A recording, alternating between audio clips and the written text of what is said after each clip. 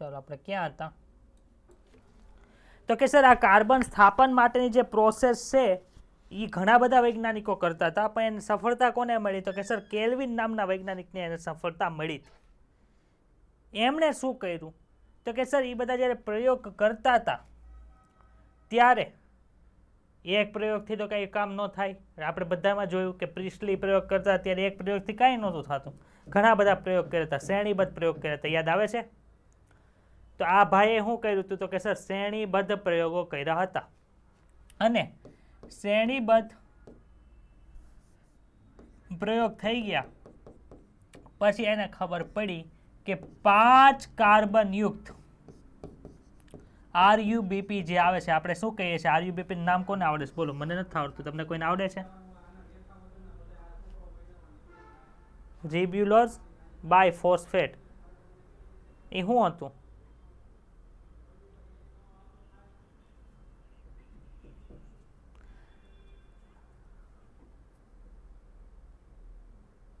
હા, તે તો રૂબિસ્કો હતો, તે એન્ઝાઇમ હતો ને, એ પ્રોટીન હતું. આ તો હું પ્રોટીન થોડું છે.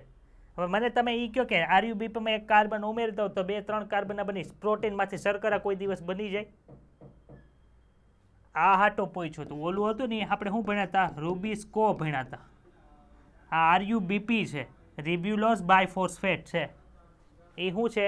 5 કાર્બન યુક્ત શર્કરા છે. કોણ બોલે છે? ચાલો, હવે આ RuBP 5 કાર્બન વાળી છે. આની અંદર એક કાર્બન ઉમેરી દઉં તો શું થાય? CO2 ઉમેરી દઉં તો 6 કાર્બન યુક્ત થયો. હવે આ 6 કાર્બન યુક્ત બન્યું, એનું તરત વિઘટન થઈ જાય અને 2 અણુ બને છે. કેટલા? 3 કાર્બન યુક્ત કમ્પાઉન્ડના, જેને ફોસ્ફોગ્લિસરિક એસિડ તરીકે ઓળખવામાં આવે છે. શું કહેવાય છે? હવે જો આ તો કાર્બન ગ્રાહક છે, એ કાર્બનનું ગ્રહણ કરી લે પછી જે નિપજ બને છે, એટલે કે કાર્બનના ગ્રહણ કર્યા પછીની જે પહેલી નિપજ બને છે, કેટલા કાર્બન વાળી છે? જો તો 3 કાર્બનના 2 અણુ છે, એટલે એક આપણે અણુ લઈએ તેમાં 3 કાર્બન યુક્ત જોવા મળે પ્રોડક્ટ. આથી કેલ્વિન ચક્રને C3 સાયકલ તરીકે ઓળખવામાં આવે. ખબર પડી કે નથી ખબર પડતી? હવે આ જે કેલ્વિન સાયકલ છે ને, એ 3 તબક્કાની અંદર થાય છે. ક્યાં ક્યાં 3 તબક્કા? તો કે સર પહેલું, બીજું અને ત્રીજું. પહેલા તબક્કાની અંદર શું છે? તો કે સર RuBP છે ને, એ કાર્બનનું ગ્રહણ કરે છે. તો એ તબક્કાને શું કહેવાય? કાર્બોક્સિલેશન તરીકે ઓળખવામાં આવે. કાર્બોક્સિલેશન તરીકે ઓળખવામાં આવે. ખબર પડી પહેલા તબક્કામાં શું થયું કે નથી ખબર પડતી? બીજો જે તબક્કો છે એની અંદર શું થાય? તો કે સર બીજા તબક્કાની અંદર આ જે 3 કાર્બન યુક્ત સંયોજન છે એનું રિડક્શન થાય છે. તો બીજા તબક્કાને શું કહેવાય? રિડક્શન તબક્કો કહેવાય. ખબર પડી કે ન ખબર પડી? હવે જો આપણે કાર્બનનું સ્થાપન કરવું હોય તો એની જરૂર પડે છે. RuBPની જરૂર પડે છે કે નથી જરૂર પડતી? તો બધા કાર્બનની અંદર RuBP વયું જાય તો RuBP પાછું RuBPને શું કહેવાય? તો કે સર RuBP આપણને મળે નહીં, એની ઘટ પડે આપણને. બધાને RuBP, મારી પાસે 10 ચોકલેટ છે ને હું 10 જણાને આપી દઉં તો હું શું ખાઉં? મારી વાંહે વધે? તો કે સર મારી વાંહે તો વધે જ નહીં ચોકલેટ. તો સર શું કરવાનું? તો કે સર ચોકલેટ આપી દેવાની, પાછી ચોકલેટ પાછી લઈ લેવાની એની પાસે. એટલે RuBP અહીંયા વપરાય તો છે, પણ પાછું શું કરવું પડે? એનું પુનઃ નિર્માણ કરવું પડે. તો માનો કે અહીંથી મારે પુનઃ નિર્માણ કરવું હોય તો શું થાય? એક કાર્બન અંદર વયો જાય, જ્યારે 5 કાર્બનને પાછા શું કરવા પડે? મારે ભેગા કરીને RuBP બનાવવું પડે. બનાવવું પડે કે ન બનાવવું પડે? તો ત્રીજો તબક્કો છે કેનો છે? તો કે સર પુનઃ નિર્માણનો છે. ખબર પડે છે કે નથી ખબર પડતી? સર આ પ્રક્રિયા છે મફતની અંદર થાય કે આપણે ઉર્જા એને આપવી પડે? ભાઈ મફતમાં કોઈ પ્રક્રિયા થઈ આપણા શરીરની અંદર? ન થાય. તો શું કરવું પડે? તો કે સર ઉર્જા તો આપવી પડે. ઉર્જા ક્યાં બનાવી હતી આપણે? કયો તો? પ્રકાશ પ્રક્રિયામાં બનાવી હતી. તો એક કાર્બનનું અણુનું સ્થાપન કર્યા પછી મારે એનું રિડક્શન કરવું હોય ને, તો મારે 2 એટીપીની જરૂર પડે. કેટલા એટીપીની જરૂર પડે? હવે રિડક્શન કરવાનું છે. રિડક્શન કરવું હોય તો ઓક્સિડાઇઝિંગ એજન્ટ જોવે કે ન જોવે, કે જે પોતાનું ઓક્સિડેશન કરે, સામેવાળાનું રિડક્શન કરે. તમને કોઈ એવો કાલે ભણ્યા હતા ઓક્સિડાઇઝિંગ એજન્ટ? કોણ હતું?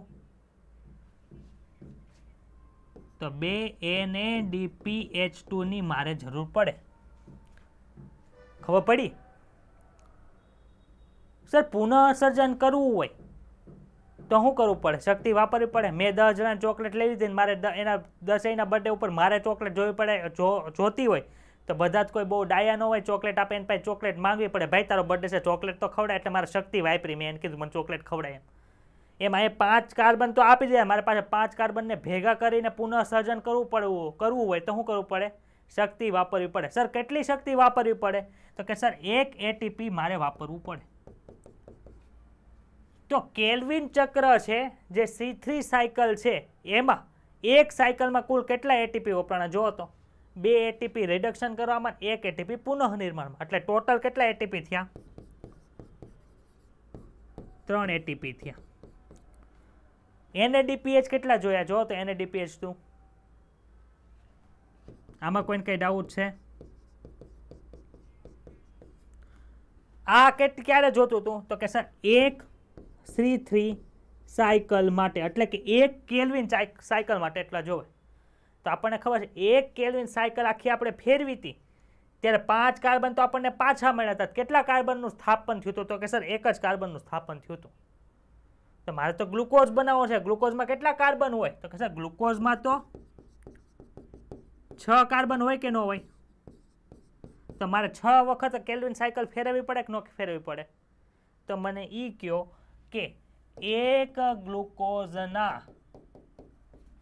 નિર્માણ માટે કેટલા એટીપી અને કેટલા NADPH2 ની જરૂર પડે?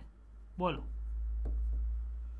તો કે સર એક કાર્બન માટે 3 એટીપી અને 2 NADPH2.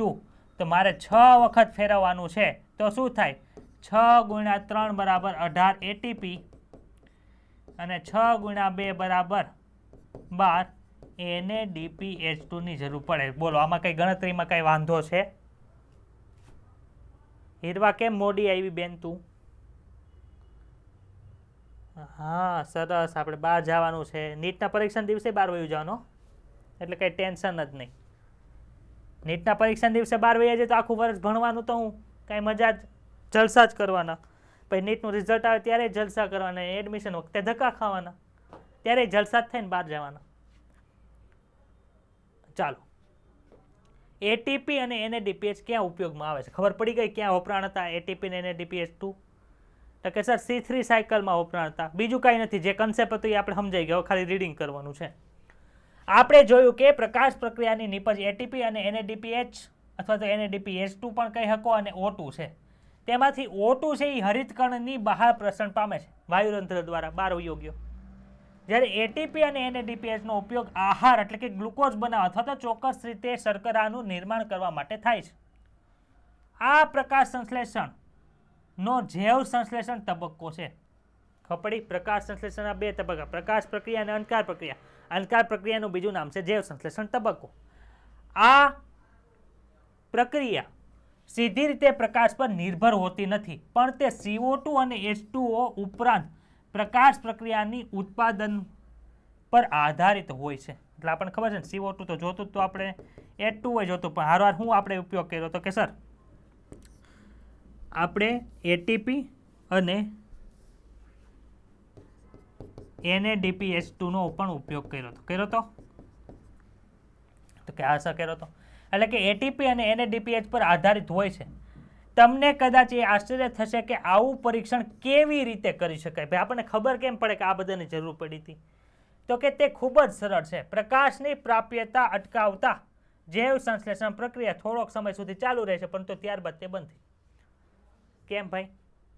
તો કે માનો કે અત્યારે શું કર્યું છે, પ્રકાશની અંદર છોડવો મૂકી દીધો, એની ઉપર પ્રકાશ પડતો હતો, પ્રકાશ પડતો એટલે થાઇલેકોઇડની અંદર જતો હતો, થાઇલેકોઇડ પટલની અંદર જે PS2 એક્ટિવેટ થયું, PS1 એક્ટિવેટ થયું, એને લીધે એટીપી બન્યું, NADPH2 બન્યું.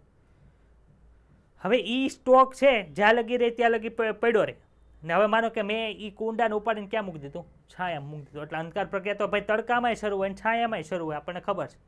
તો અંધકાર પ્રક્રિયા ક્યાં સુધી શરૂ રહેશે? તો કે સર એટીપી અને NADPH2 નો સ્ટોક પડ્યો હશે ને ત્યાં લગી રહે, પછી બંધ થઈ જશે. ખબર પડી?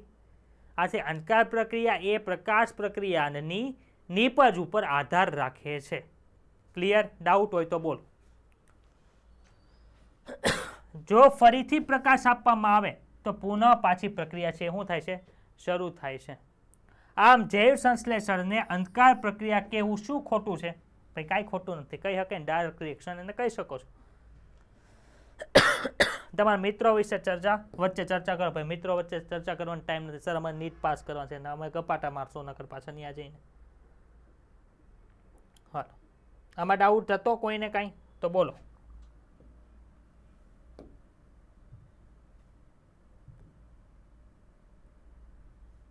આગળ વધીએ. આવો હવે જોઈએ કે જૈવ સંશ્લેષણ તબક્કામાં એટીપી અને NADPH નો ઉપયોગ કેવી રીતે થાય છે. આપણે પહેલા જોઈએ તો ઓલા જોસેફ પ્રિસ્લિન, જોન ઇન્જનહાઉસ ને એ બધાના એક્ઝામ્પલ જોયા હતા. અત્યારે કાન વાન નીલ એવું કીધું હતું ને, એ કંઈક સમીકરણ આપ્યું હતું જે સાચું સમીકરણ હતું. એની પહેલા આપણે શર્કરાને કેવી રીતે દર્શાવતા હતા? તો કે સર CH2O તરીકે દર્શાવતા હતા. યાદ આવે છે આવું કંઈક? તો આપણે પહેલા જોયું હતું કે H2O ની સાથે CO2 સંકળાઈને શું બનાવતો? કે સર CH2O અને એની પાછળ N, એટલે કે N વખત રિપીટ થાય છે. એટલે શું હતું? તો કે સર શર્કરા હતી. વૈજ્ઞાનિકોની ઉત્સુકતાથી તેઓએ એ શોધ્યું કે આ પ્રક્રિયા કેવી રીતે પૂર્ણ થાય છે, અથવા તો એ જાણવું જોઈએ કે CO2 નો પ્રક્રિયામાં પ્રવેશ થવાને લીધે અથવા તો તેની સ્થાપન થવાને લીધે પહેલી જે નિપજ છે એ કઈ બને છે. ખબર પડી? કાર્બન સ્થાપન થઈ ગયું પછી જે નિપજ બને છે એ કેવી બને છે, એ કોણ છે, એ શોધવામાં વૈજ્ઞાનિકોએ ઘણા બધા પ્રયોગો કર્યા હતા. ક્યાંનું વિશ્વયુદ્ધ થાય? ભાઈ અત્યારે તો સર ત્રીજું વિશ્વયુદ્ધના સમાચાર આવે છે. ફલાણો દેશ ફલાણા ઉપર હુમલો કરવાની તૈયારીમાં છે ને અહીંયા એટલા ટેન્ક ખડકા ને અહીંયા આ કર્યું, એની કાંઈ જરૂર નથી. આપણે એટલું યાદ રાખો. દ્વિતીય વિશ્વયુદ્ધના થોડાક સમય પછી લાભદાયી ઉપયોગ માટે કેવા આઇસોટોપ્સ યાદ આવે છે કોઈને? આપણે થોડાક દિવસ પહેલા આઇસોટોપ્સને યાદ કર્યા હતા. પણ કેવા? રેડિયો એક્ટિવ આઇસોટોપ્સનો ઉપયોગ કરીને પ્રયત્ન કર્યો હતો. જેમાં કોણ હતા વૈજ્ઞાનિક? સર કેલ્વિન હતા. પણ કેલ્વિનનું આખું નામ શું હતું? Melvin kelvin. વિન હરખું છે પણ આગળ મેં લગાડી દીધું, પાછું કે લગાડી દીધું એટલે મેલ્વિન કેલ્વિન થઈ ગયું. મેલ્વિન કેલ્વિનનું કાર્ય કેવું હતું? વખાણવા લાયક હતું. તેઓએ શું કર્યું હતું કે sir radio active C14 carbon 14, મેં પહેલા કીધું હતું થોડાક દિવસ પહેલા, ખબર છે? રેડિયો એક્ટિવ કાર્બન એ કોણ હતું? C14 હતો. એનો ઉપયોગ કરીને લીલમાં પ્રકાશ સંશ્લેષણનો અભ્યાસ કર્યો હતો અને એ સંશોધન કર્યું કે CO2 ના સ્થાપનથી નિપજ તરીકે એક 3 કાર્બન પરમાણુ યુક્ત કાર્બનિક એસિડ ઉત્પન્ન થાય છે. તેની સાથે જ તેમણે સંપૂર્ણ જૈવ સંશ્લેષણ પરિપથના સંશોધનમાં પણ યોગદાન આપ્યું હતું. આપણે હમણાં જોયું હતું ને, પહેલાં શું થાય તો કે સર કાર્બોક્સિલેશન થાય, પછી કોણ થતું હતું બોલો તો? રિડક્શન થતું હતું, પછી પુનઃનિર્માણ થતું. એ કોઈ ગોઈતું હતું તો કે સર મેલ્વિન કેલ્વિન નામના વૈજ્ઞાનિકે ગોઈતું હતું. આથી એને શું કહેવાય છે? કેલ્વિન ચક્ર તરીકે ઓળખવામાં આવે છે. સૌ પ્રથમ નિષ્પત જે આપણે 3 કાર્બન યુક્ત કહેતા હતા એ કઈ હતી? તો કે સર ફોસ્ફોગ્લિસરિક એસિડ હતી. કઈ હતી? Phosphoglyceric acid. પણ હમણાં આગળ 3 લાગ્યું છે એટલે શું થાય? હે?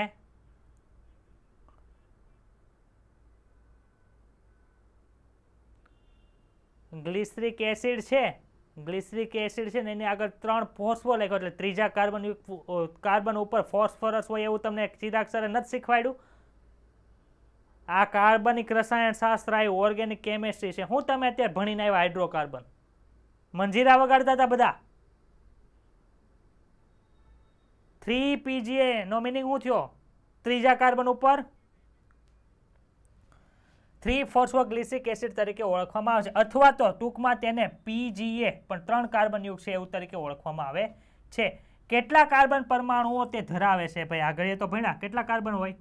3 કાર્બન ધરાવે છે. આમાં કોઈને કાંઈ ડાઉટ હોય તો પૂછી શકે છે મને. બોલો, છે ડાઉટ?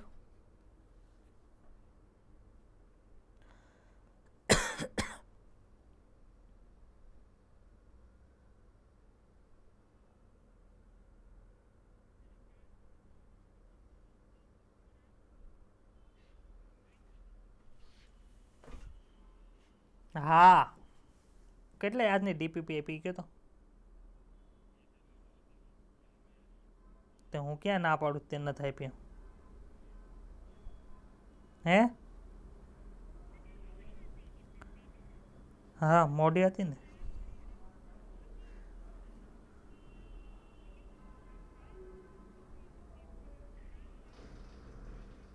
હા, પછી પાછું હરખું થઈ ગયું હતું. હા, એ મને હિમાંશુએ કીધું હતું ને એટલે થઈ ગયું હતું. કોઈએ કીધું હતું? હિમાંશુએ કીધું હતું એટલે. એ મને કહે 23 કલાક પછી સર ડીપીપી છે ક્યારે આપવાની? આજે આપવાની, કાલે આપવાની? મેં કહ્યું આજે જ આપવાની છે, 5 મિનિટ પછી હરખી થઈ જાય. એવું છે.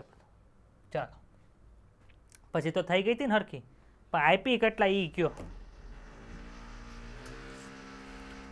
આ કોક મંડાણું છે, ભર કરે છે. શાંતિ રાખો થોડીક વાર, પતે પછી શરૂ કરી.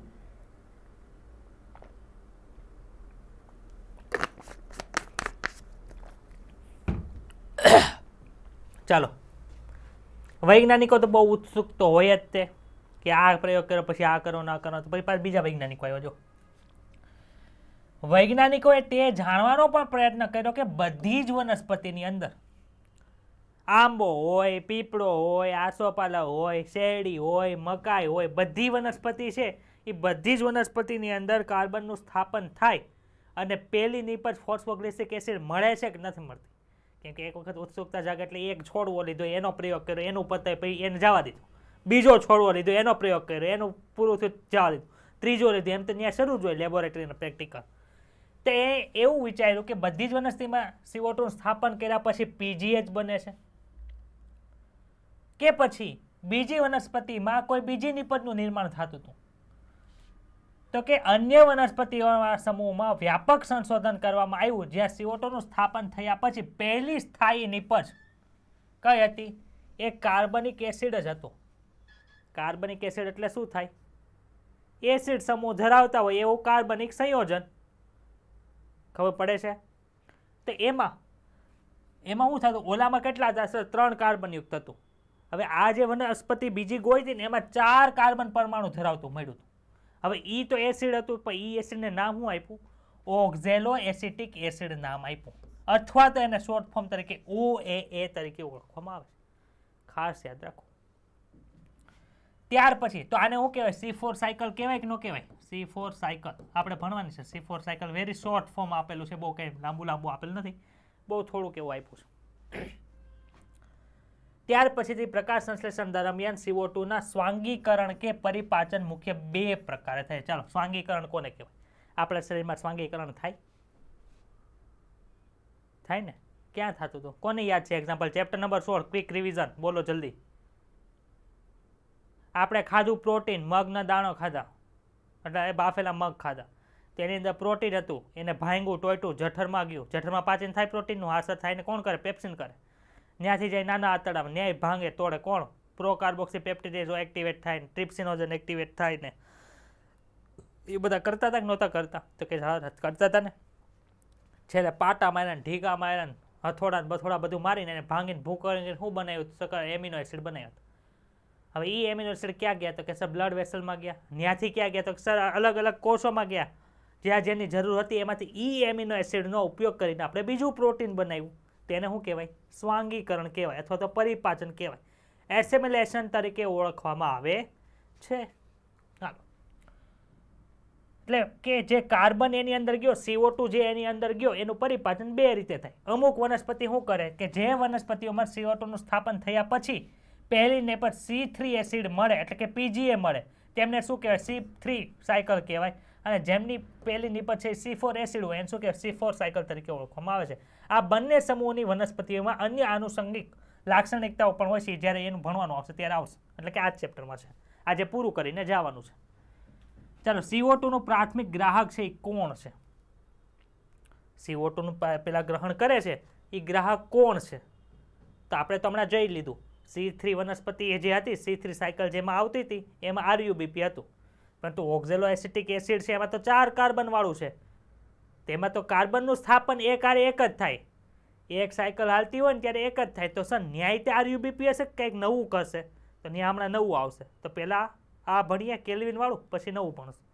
ચાલો, આવો હવે આપણે આપણી જાતને જ એક પ્રશ્ન પૂછ્યા, એટલે તમારી જાતને પ્રશ્ન પૂછવાનો. લેક્ચરમાં બેઠા હોય ને તો ઊંઘતા હશે કાંઈ નહીં પૂછે, એ તો વયું જાય, આખું ચેપ્ટર પૂરું થાય તો પછી ઉઠશે ને કે સર PGA શું હતું, એમાં આગળ 3 શું કામ લગાડ્યો હતો, જાગશે ને ત્યારે પૂછશે. આપણી જાતને જ પ્રશ્ન પૂછે કે જેવી રીતે તે વૈજ્ઞાનિકો દ્વારા પૂછાયેલો હતો કે જેઓ અનકાર પ્રક્રિયાને સમજવા માટે સંઘર્ષ કરતા હતા. તમે અત્યારે નીટના બધા ચેપ્ટર સમજવા માટે સંઘર્ષ કરો છો, એ લોકો એ પ્રક્રિયા સમજવા માટે સંઘર્ષ કરતા હતા. શું સંઘર્ષ કરતા હતા? તો કે તે અણુમાં CO2 નું ગ્રહણ કર્યા પછી કેટલા કાર્બન પરમાણુઓ ધરાવે છે.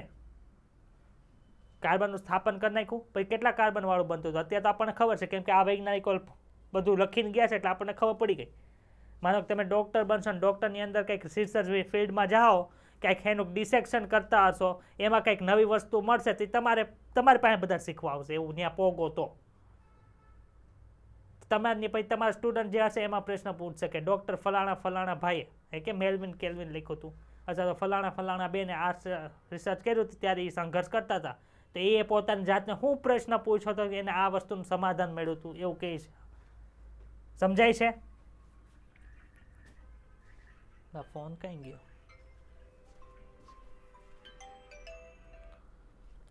ચાલો, PGA સ્વરૂપમાં 3 કાર્બન પરમાણુ ધરાવતો હશે, એવો પેલા પ્રશ્ન હતો, પછી ગોતી લીધો એટલે ખબર પડી કે આ ધરાવે છે. ખૂબ જ અનપેક્ષિત રીતનો અભ્યાસ દર્શાવે છે કે CO2 નું ગ્રહણ કરનાર અણુ એક 5 કાર્બન યુક્ત કીટોન શર્કરા હતી. હવે જો આપણને એમ થયું હોય C3 એટલે કે 3 કાર્બન યુક્ત આપણને શર્કરા મળે છે, તો આપણને તેમાં જોઈને 1 કાર્બનનું સ્થાપન કરવું હશે, એટલે એ હશે કેવો 2 કાર્બન વાળો પદાર્થ હશે. આથી એની અંદર 1 કાર્બન ઉમેરાય છે અને આપણને 3 કાર્બન વાળું બને છે. આવું જ આપણને જનરલી હોય, પરંતુ બહુ બધા પ્રયોગ કરે ને ત્યારે ખબર પડી કે 2 કાર્બન વાળો અણુ નહોતો. કેટલા કાર્બન વાળો હતો? 5 કાર્બન વાળો. એ 5 કાર્બન વાળો અણુ હતો, એ હતો કોણ? તો કે સર એ કીટોઝ હતો, એટલે કે એમાં કીટોન સમૂહ હતો. હારવાર હતું હું, શર્કરા હતી, પ્રોટીન હતી કે ન્યુક્લિક એસિડ હતું? તો કે સર શર્કરા હતી. ખબર પડી? એટલે જો અહીં અનપેક્ષિત રીત શું કામ લખી ખબર પડી કે આ ખબર પડી ગઈ. એ જે કીટો શર્કરા હતી એનું નામ શું છે? તો કે સર રિબ્યુલોસ. RUBP આપણે લખીએ છીએ ને એનું જો નામ શું છે? RU મતલબ રિબ્યુલોસ. પછી બાયફોસ્ફેટ છે, પણ કયા સ્થાને છે સર? પહેલા અને 5મા સ્થાને છે. રિબ્યુલોસ બાયફોસ્ફેટ, રિબ્યુલોસ બાયફોસ્ફેટ. ખબર પડી? તો બાયફોસ્ફેટ છે કયા સ્થાને આપણે લખવું પડે ને, IUPAC લખતા હોય તો 1 અને 5 ઉપર બાયફોસ્ફેટ છે. ક્લિયર થાય છે? શું તમારામાંથી કોઈ આ સંભાવના વિશે વિચાર્યું હતું? કંઈ નહોતું વિચાર્યું ને, આપણે ક્યાં વિચાર્યું? તો આપણને ડાયરેક્ટ ખબર પડી કે વૈજ્ઞાનિકો પ્રયોગ કરી ગયા હતા એટલે. બાકી આપણને ન ખબર હોત, આપણે એમ વિચારતા હોત કે 3 કાર્બન વાળી વસ્તુ બને છે એટલે 1 કાર્બન ઉમેરાય છે, 1 બાદ કરી નાખો એટલે 2 વધ્યા, એટલે 2 કાર્બન વાળું પ્રાથમિક ગ્રાહક કરશે. એટલે જો ચિંતા નહીં કરવાની, વૈજ્ઞાનિકોને પણ આ વાતનું નહોતું ખબર. એને આ તારણ સુધી પહોંચવા માટે ઘણો સમય લીધો હતો. ભાઈ વૈજ્ઞાનિકો લીધો હોય તો આપણે તો લેવો જ પડે ને. આ તારણ સુધી પહોંચતા પહેલા તેમણે ઘણા બધા પ્રયોગો કર્યા હતા. તેઓ એમ પણ માનતા હતા કે પહેલીની પર C3 એસિડ હોય તો પ્રાથમિક ગ્રાહક કેવો હશે? તો કે સર 2 કાર્બન વાળો હશે. જો હું બોલતો તો એ આવ્યું કે ન આવ્યું? હા સર આવ્યું. તેઓએ 5 કાર્બન વાળો પદાર્થ અથવા તો સંયોજન છે એ RUBP ના સંશોધન પહેલા 2 કાર્બન વાળા સંયોજનને ઓળખવા માટે પણ કેટલા બધા વર્ષો સુધી પ્રયોગો કર્યા હતા. આવું કોણ દાંત કાઢે છે? માર ખાવાનું છે. એ વર્ષીલ તારું માઇક બંધ રાખ, નકર બહાર કાઢી મૂકી તને.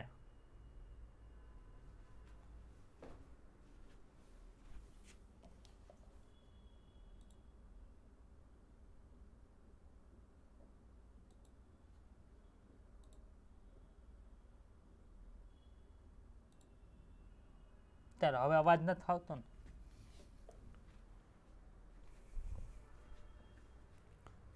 ચાલો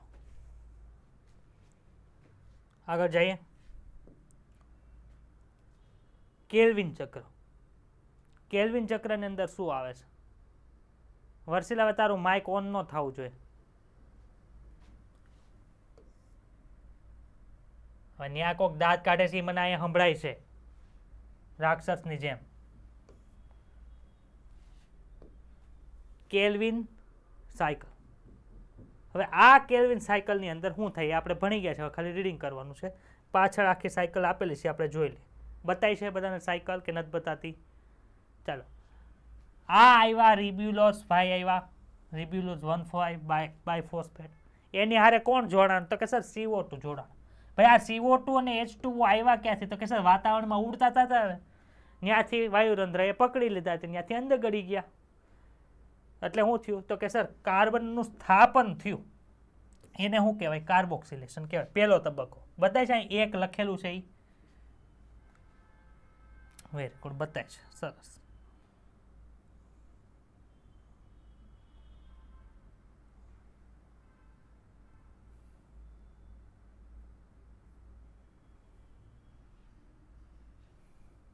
એક મિનિટ.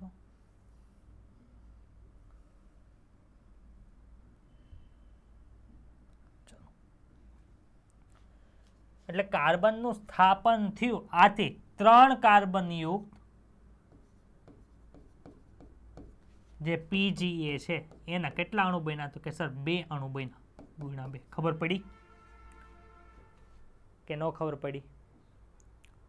હવે અહીંયા શું થાય છે? તો કે સર રિડક્શન થાય છે. રિડક્શનના કેટલા એટીપી યુઝ થતા હતા? તો કે સર 2 એટીપી છે એ યુઝ થઈને 2 એડીપી બનાવે છે, અને 2 NADPH2 છે એનું ઓક્સિડેશન થાય અને શું બનાવે છે? 2 NADP બનાવે છે. ખબર પડી કે ન ખબર પડી? ને આ જે 2PI છે શું છે? તો કે અહીં એટીપી હતા, એડિનોસાઇન ટ્રાઇફોસ્ફેટ હતા, એનાથી એડિનોસાઇન ડાયફોસ્ફેટ બન્યા, એટલે 2 PI ઇનઓર્ગેનિક ફોસ્ફેટ આપણને મળે છે. એ અહીંયા દર્શાવેલા છે.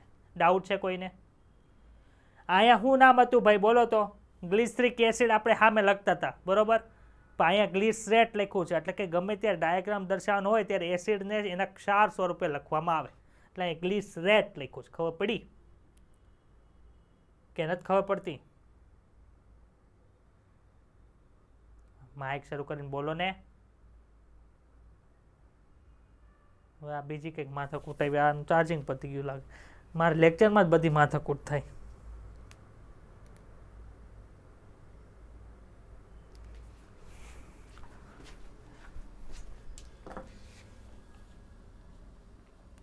હાલો માઇક ચેક કરાવો મને. હા આવ્યો. હવે CPU ની અંદર અવાજ આવે છે, એટલે વર્ષે ઓલાને ધીમું બોલવું.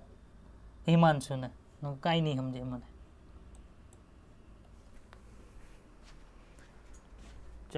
હવે ભાઈ આ ફોસ્ફોગ્લિસરેટ છે, એટલે કે ફોસ્ફોગ્લિસરિક એસિડ છે, એનું રિડક્શન થયું એટલે એમાં હાઇડ્રોજન વયા ગયા. તો આમ નામ તો ઈની સંયોજન તો અહીંયા ન હોય, કંઈક નવું સંયોજન બની જાય. પણ અહીંયા કેટલા કાર્બન હતા? 3 કાર્બનવાળા 2 અણુ હતા. તો અહીંયા 3 કાર્બનવાળા 2 અણુ થઈ ગયા, પણ સર એમાં રિડક્શન થઈ ગયું, કંઈક ફેરફાર થઈ ગયા. આથી જે અણુ બન્યો એનું નામ શું છે? ટ્રાયોસ ફોસ્ફેટ છે. શું છે?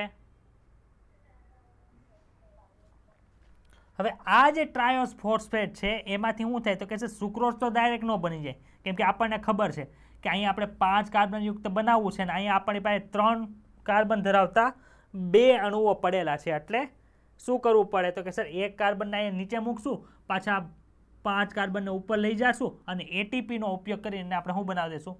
RUBP બનાવી દેવાની છે. આમાં કોઈને કંઈ ડાઉટ હોય તો બોલો, બોલી શકે છે ડાઉટ? મને નથી અવાજ આવતો, થોડુંક જોરથી બોલો.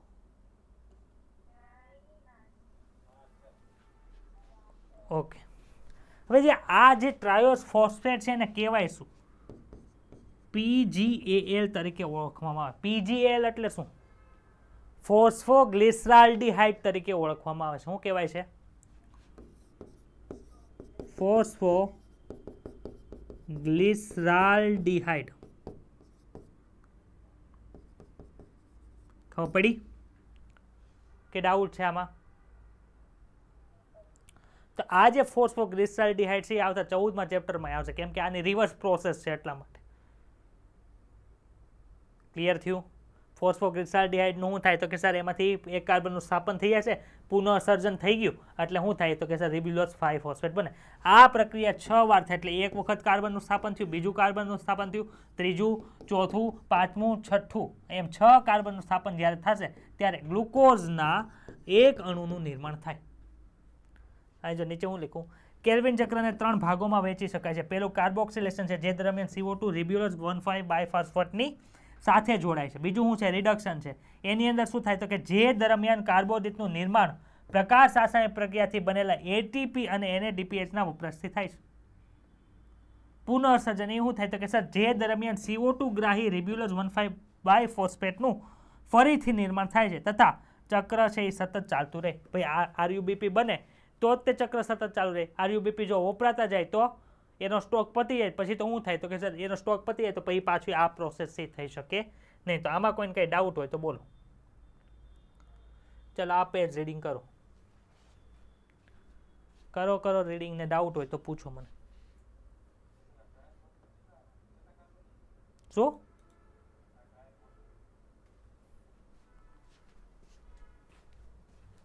ક્યુ ટ્રાયોસ ફોસ્ફેટ કેટલા કાર્બનનું લાગે તને?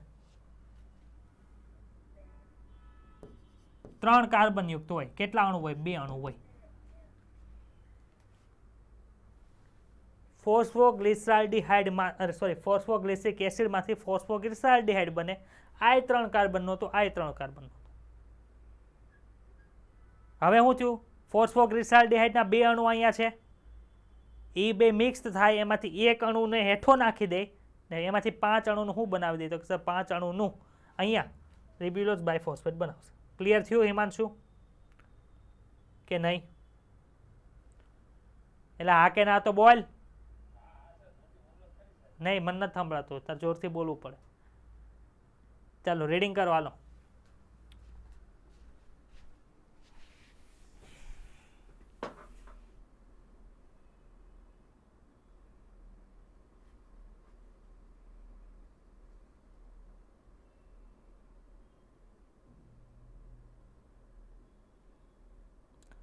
કાર્બોક્સિલેશન ને પોગો ને ત્યારે મને કહેજો.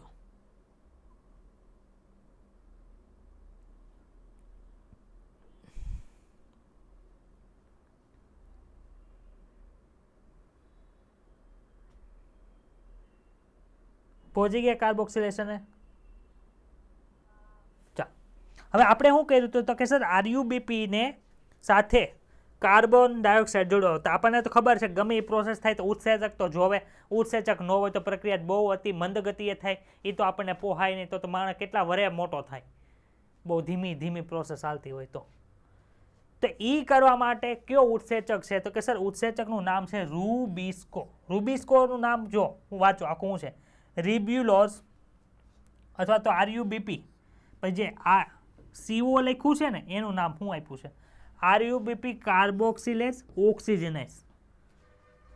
એટલે આપણે શું કરતા હતા તો કે સર RUBP સાથે કાર્બન ડાયોક્સાઇડ જોડતા હતા કે નહોતા જોડતા? એટલે અહીંયા કાર્બોક્સિલેઝ કીધું. પરંતુ RUBP છે ને ઓક્સિજન સાથે જોડવા માટે પણ કેવું હોય છે તો કે સર એક્ટિવ હોય છે. આથી RUBP જે રૂબિસ્કો છે એ ઓક્સિજનાઇઝ તરીકે પણ વર્તે છે. એટલે કે RUBP શર્કરાને ઓક્સિજન સાથે જોડી દે.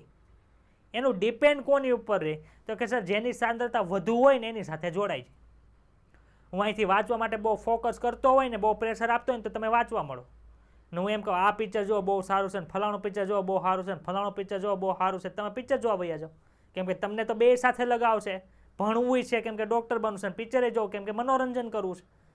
ઉત્સેચક તરીકે હું જેવી રીતે કરીશ એવી રીતે તમે કરશો. ખબર પડી કે ન ખબર પડી? તો જો ઓક્સિજનની વધુ સાંદ્રતા હશે ને રૂબિસ્કો સાથે તો એ ઓક્સિજનેઝ તરીકે કામ કરશે, અને જો કાર્બન ડાયોક્સાઇડની સાંદ્રતા વધુ હશે તો કાર્બોક્સિલેઝ તરીકે વર્તશે. તમે વિચાર કરો, આપણી RUBP જે શર્કરા છે ને અહીંયા ઓક્સિજનની સાંદ્રતા વધુ હોય તો રૂબિસ્કો છે એ કોને તરીકે કામ કરે તો કે સર રૂબિસ્કો છે ને ઓક્સિજનેઝ તરીકે કામ કરે. એટલે RUBP ને ઓક્સિજન સાથે જોડી દે. ઓક્સિજન સાથે જોડી દે તો કાર્બન ડાયોક્સાઇડનું સ્થાપન થાય ન થાય. એટલે આપણને નુકસાન થયું કે ન થયું? તો કે સર આપણને તો નુકસાન થયું. તો આ જે પ્રોસેસ થાય ને એને શું કહેવાય? પ્રકાશ શ્વસન કહેવાય. આ પછી ટોપિક છે આખો મોટો, બહુ નાનો એવો જ છે. પ્રકાશ શ્વસન તરીકે ઓળખવામાં આવે. ક્યાં? તો કે સર રૂબિસ્કો ત્યાં ઓક્સિજનેસ તરીકે વર્તે છે. એટલે કાર્બોક્સિલેઝ તરીકે વર્તે તો શું થાય? તો કે સર C3 સાયકલ આગળ. ખબર પડે છે? હવે રીડિંગ કરો. કાર્બોક્સિલેશન તે CO2 ના સ્થાપનની પ્રક્રિયા છે જેમાં એક સ્થાયી કાર્બનિક મધ્યસ્થી પદાર્થ બને છે. કેલ્વિન ચક્રમાં કાર્બોક્સિલેશન એક અતિ નિર્ણાયક તબક્કો છે. શું કામ ભાઈ નિર્ણાયક તબક્કો છે? RuBP કોની સાથે જોડાય એ કાર્બોક્સિલેશન ઉપર આધાર છે ને. જો ઓક્સિજન સાથે જોડાઈ ગયો તો આપણો RuBP નો આખો એક અણુ છે એ નાશ પામી ગયો, આપણને નુકસાન ગયું, આપણને ખોટ ગઈ. ને ખોટનો ધંધો કોઈ કરે નહીં, વેપારી હોય કરે કોઈ ખોટનો ધંધો? પૈસા ડૂબે એવું કામ કોઈ ન કરે. જેમાં RuBP ના કાર્બોક્સિલેશન માટે CO2 નો ઉપયોગ થાય છે. આ પ્રક્રિયા જે છે એ ઉત્સેચક RuBP કાર્બોક્સિલેઝ દ્વારા ઉત્તેજિત થાય છે. ઉત્સેચકનું નામ શું છે? રૂબિસ્કો. રૂબિસ્કો એટલે RuBP કાર્બોક્સાઇલેઝ ઓક્સિજનેસ થાય. એટલે કે કાર્બોક્સિલેઝ એટલે કે CO2 સાથે જોડવાનું કામ કરે અને O2 સાથે જોડવાનું કામ કરે. આપણી શર્કરા નિર્માણ માટે કઈ રીતે કામ કરે એ જરૂરી છે? તો કે સર RuBP કાર્બોક્સિલેઝ દ્વારા કામ કરે એ કામનું છે. ઓક્સિજનેટ તરીકે કામ કરશે તો નુકસાન થાય. આમ જેના પરિણામ સ્વરૂપે 3PGA ના 2 અણુઓ બને છે. ઉપરાંત આ ઉત્સેચક છે ઓક્સિજનેશન કરવાની પણ ક્ષમતા ધરાવે છે. આમ તે વધારે યોગ્ય હશે કે આપણે આ ઉત્સેચકને RuBP કાર્બોક્સિલેઝ ઓક્સિજનેસ તરીકે ઓળખીએ અથવા તો રૂબિસ્કો તરીકે ઓળખીએ. ખબર પડી? તો ચેપ્ટર નંબર 9 ની અંદર આપણે શું ભણ્યા હતા? રૂબિસ્કો ભણ્યા હતા કે RuBP ભણ્યા હતા? અહીંયા જો તમારો પહેલો પ્રશ્ન બનશે, નીચેનામાંથી સમગ્ર જીવાવરણમાં કોનું સૌથી વધુ પ્રમાણ જોવા મળે છે? RuBP, rubisco, collagen. આપેલ તમામ એટલે RuBP ટીક કરીને આવે. સર RuBP ભણ્યા હતા, પછી આવીને ઘરે તો પછી ટકા ઉપર ખંજવાડે, ઓહો RuBP નહોતું આવતું, રૂબિસ્કો આવતું હતું. એટલે અહીંથી ધ્યાનમાં રાખજો. આ MCQ પૂછવાનું, જો ખોટો પડે તો ટીપી નાખીશ. ખબર પડી કે ન ખબર પડી? ડાઉટ છે આમાં? ચાલો રિડક્શન સર ભણી ગયા, રીજનરેશન ભણી ગયા. વાંચો, આ વાંચો. તમારી પાસે 1 મિનિટ છે.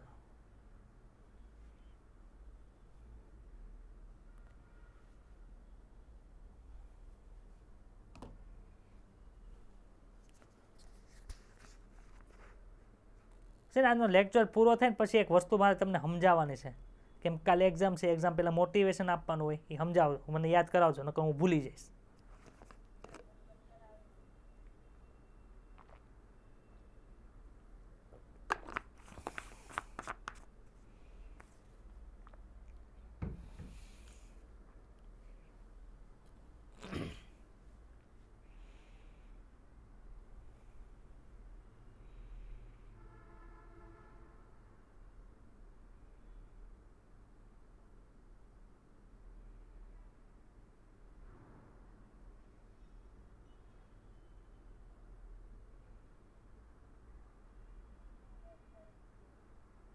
चलिए आपका समय समाप्त होता है अब.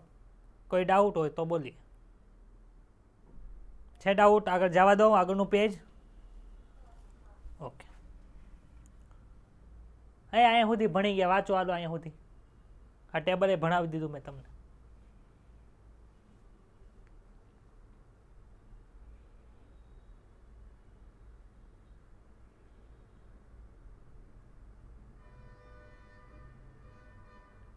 પૂરું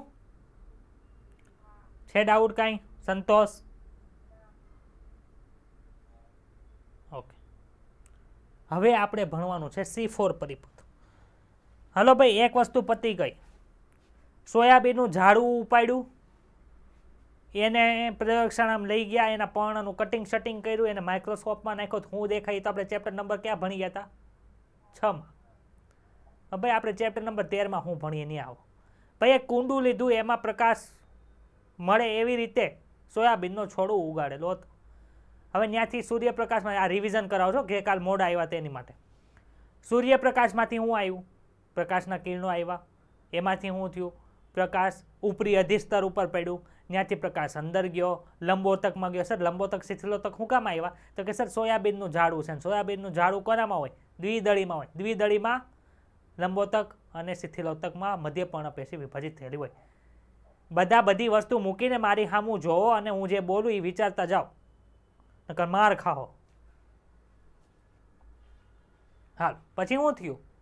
તો કે સર એટલું પૂરું થયું ને એટલે પ્રકાશ છે થાઇલેકોઇડ એટલે કે લંબોતક અને શિથિલોતક કોષોની અંદર ગયો, ત્યાં હરિતકણની અંદર ગયો, હરિતકણની અંદર થાઇલેકોઇડની અંદર ગયો, થાઇલેકોઇડની અંદર PS2 PS1 માપ લ્યો. એટલું ખબર પડી તમને? આ ચેપ્ટર આજે પૂરું થાય ને પહેલાં યાદ કરાવી દેવાનું છે, એટલે કે સમજાવી દેવાનું, એટલે તમને યાદ રહેશે. કૂતરો યાદ કરાવવા જવા પડ્યો તો સર 2 કાન હોય, નહોતો યાદ કરાવ્યો એટલે યાદ રહી ગયો, સમજી ગયા એટલે તો સમજો. PS2 માંથી ઇલેક્ટ્રોન ગયો, ત્યાંથી ક્યાં ગયો બોલો હાલો?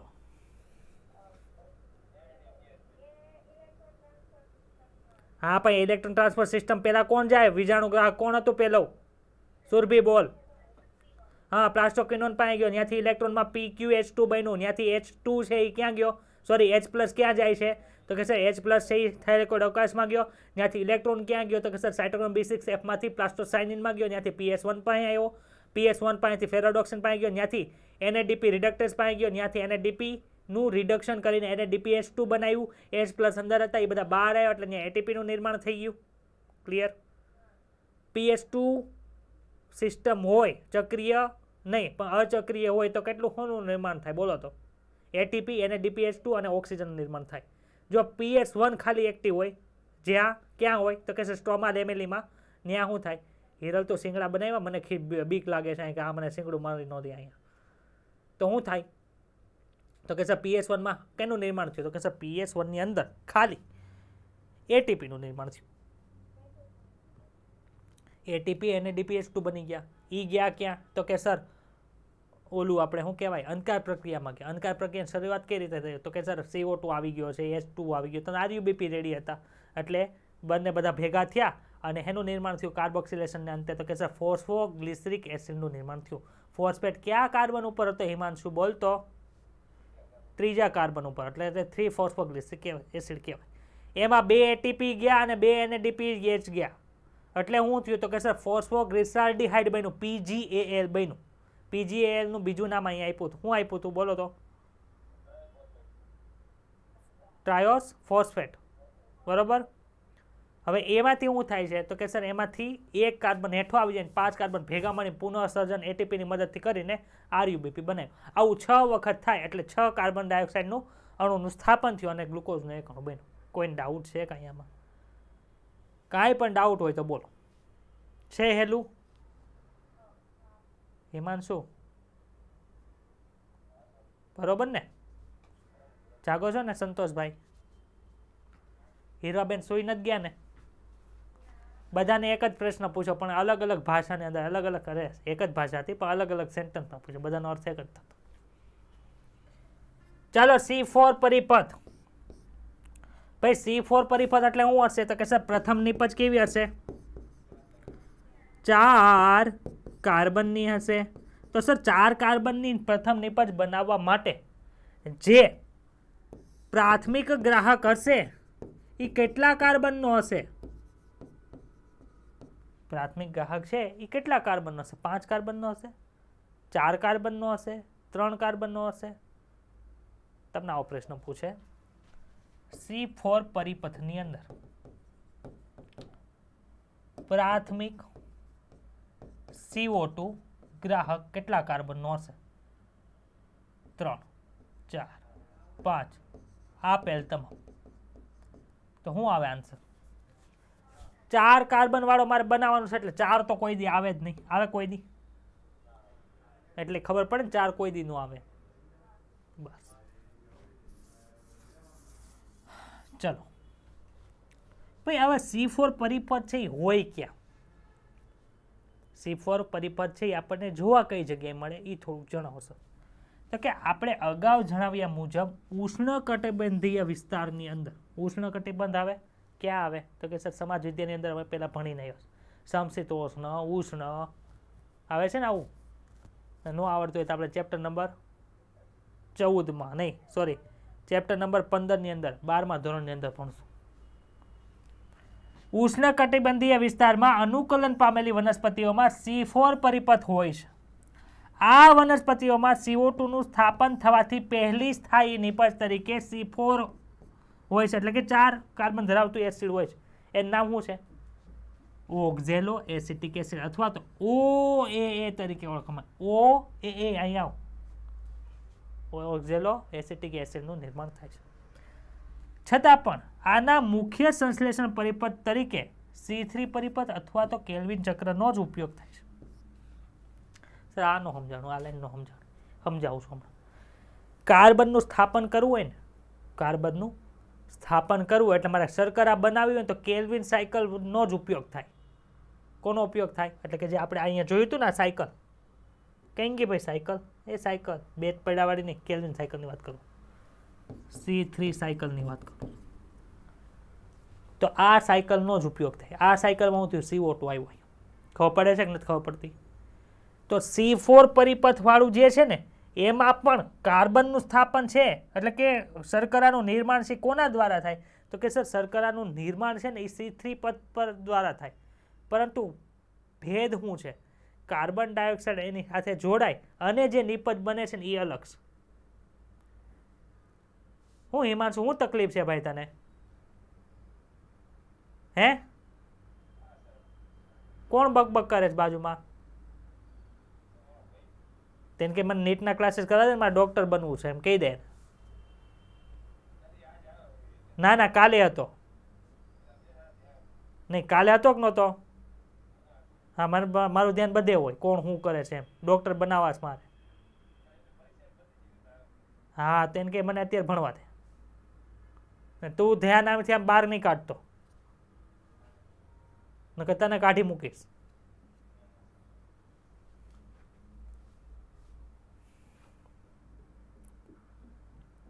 ચાલો, જો અહીંયા C3, અહીંયા જો કેલ્વિન ચક્ર દ્વારા સ્થાપન બતાવીશ તમને બધાને.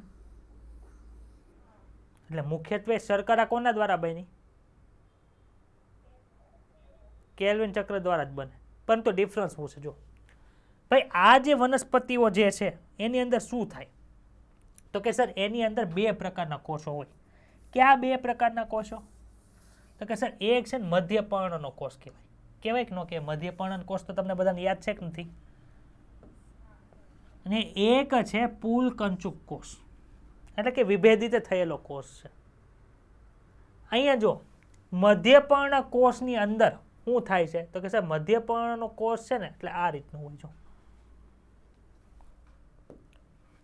પુલકંચુક કોષ છે ને હું યલોથી બનાવું છું અને મધ્યપર્ણ કોષ છે ને ગ્રીન કલરથી બનાવું છું.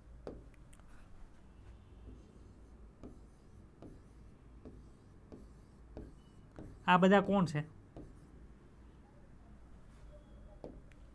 પુલકંચુક કોષ. આ બધા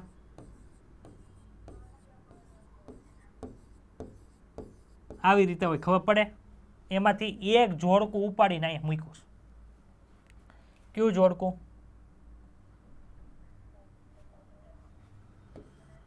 જો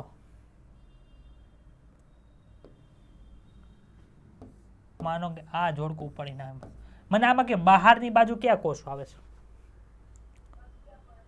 મધ્યપર્ણના કોષો. એટલે આ બહારની બાજુ હશે કે નહીં હોય? અંદરની બાજુ કયા કોષો આવે છે? તો વાયુરંધ્ર પાસે કયા કોષો હોય? આ હોય કે આ હોય? ખબર પડી? એટલે CO2 પહેલા કોની પાસે આવ્યો? જો આમાં ડાઉટ છે? નથી ડાઉટ. ચલો, વાતાવરણનો જે CO2 છે એ અહીંયા બાયકાર્બોનેટ સ્વરૂપે આવ્યો. એટલે કે H2CO3 હોય એમાંથી H+ ઉડી ગયો ક્યાંક ફરતો ફરતો કંઈક બીજી પ્રોસેસની અંદર વહી ગયો. કેમ કે આપણને ખબર છે ચયાપચયની ક્રિયા તો સતત ચાલતી જ હોય. H+ આટા મારતા હોય ને HCO3- આટા મારતા હોય ને H+ Na+ આટા મારતો, K+ આટા મારે, એમાં આટા માર જ કરતા હોય બધા. હવે આપણે કહેતા હતા કે સર 3 કાર્બન યુક્ત શું હશે આમાં? પ્રાથમિક ગ્રાહક હશે. એ કોણ છે ભાઈ? એ મહાશય કોણ છે જે કાર્બનને ગ્રહણ કરે છે 3 કાર્બન યુક્ત? તો કે છે એનું નામ છે PEP. PEP એટલે શું? Phospho ઇનોલ pyruvic acid. ભાઈ આવતા ચેપ્ટરમાં ફોસ્ફેનોલ પાયરુવિક એસિડ આવશે. આવે કે ન આવે? સર આવે ને, શું કામે? ગ્લુકોઝનો તોડવાનો છે એટલે. ચાલો ફોસ્ફેનોલ પાયરુવિક એસિડ બતાવો બધાને. અહીંયા કેટલા કાર્બન વાળો હોય? 3 કાર્બન વાળો હોય. એમાંથી એક કાર્બન આ આવ્યો એટલે સ્થાપન થયું અને 4 કાર્બન વાળો એક એસિડ બન્યો. એનું નામ શું છે ભાઈ? બોલો તો. ઓક્ઝેલોએસિટિક એસિડનું નિર્માણ કયા કોષની અંદર થયું? મધ્યપર્ણના, પુલકંચુકના કે બંનેમાં? મધ્યપર્ણ કોષમાં. એટલું સમજાય છે? ચાલો એક કોષમાંથી બીજા કોષની અંદર કોકને આવવું હોય એટલે કે વનસ્પતિ કોષની અંદર ટ્રાન્સફર કરવું હોય કોના દ્વારા થતો? સર કોષરસ તંતુ દ્વારા, પ્લાઝ્મોડેસ્માટા દ્વારા. જ્યાં પ્લાઝ્મોડેસ્માટા બતાય બંને વચ્ચેનો રસ્તો. આ કોષરસ પટલ છે ભાઈ, આ કોષ દિવાલ છે. અહીંયા આવું નામ નિર્દેશન કરેલું છે, તમને તકલીફ ન પડે એટલે. અહીંયા આ કોષની કોષ દિવાલ છે, કોષરસ પટલ છે. બંનેને છેદતી જે રચના હોય એને કોષરસ, શું કહેવાય? કોષરસ તંતુ કહેવાય. એટલે આ ભાઈ ઓક્ઝેલો એસિટિક એસિડ છે ને અહીં આવ્યો, પરંતુ એના સ્વરૂપમાં ન હોય, એ ટ્રાન્સફર પામી જાય 4 કાર્બન બીજા એસિડમાં. એને શું કહેવાય? મેલિક એસિડ તરીકે ઓળખવામાં આવે. શું તરીકે ઓળખવામાં આવે છે ભાઈ? જો તો હવે મેલિક એસિડ છે એ કેટલા કાર્બન વાળું છે એવું મને તમે જણાવો.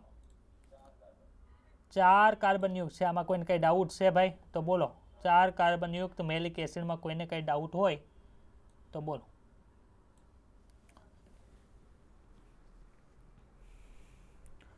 હવે આમે ઓલામાં શું થતું હતું ભાઈ? કાર્બોક્સિલેશન થતું હતું કે નહોતું થતું?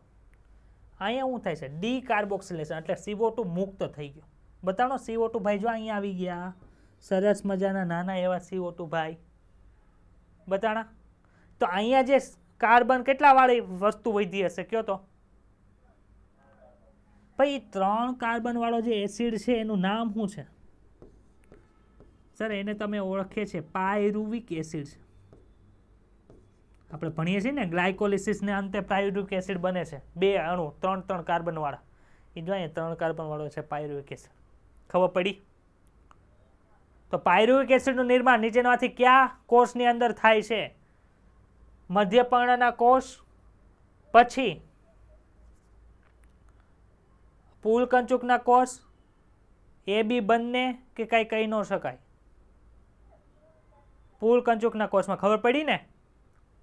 હવે જો અહીંયા કાર્બન આવી ગયો, પાછો આવી ગયો કાર્બન ડાયોક્સાઇડ. હવે શું થાય છે? તો કે સર અહીંયા કાર્બનનું સ્થાપન થાય છે. કાર્બનનું સ્થાપન અહીંયા થયું કેના દ્વારા થયું? C3 દ્વારા. તો અહીંયા પાછું કાર્બોક્સિલેશન થાય, રિડક્શન થાય, પુનઃ નિર્માણ પામશે. ખબર પડી કે ન ખબર પડી? હવે આ જે C3 એસિડ છે, પાયરુવિક એસિડ છે, એનું વહન ક્યાં થયું? તો કે સર અહીંયા થયું. એટલે અહીં C3 વાળો જ છે એસિડ. પણ એ કેવો છે? તો કે સર પાયરુવિક એસિડ છે. એનું પુનઃસર્જન કેમાં કરવાનું? ફોસ્ફોઇનોલ પાયરુવિક એસિડમાં કરવાનું છે. તેનું પુનઃસર્જન અહીંયા થાય છે. ક્લિયર થયું કે નો ક્લિયર થયું? સમજાણું? હવે જો ડાયાગ્રામની અંદર સમજાવું પાછું. બહારના કોષનું નામ આપો, અંદરના કોષનું નામ આપો. હવે જો અહીંયા કોણ હતું સર? OAA હતું.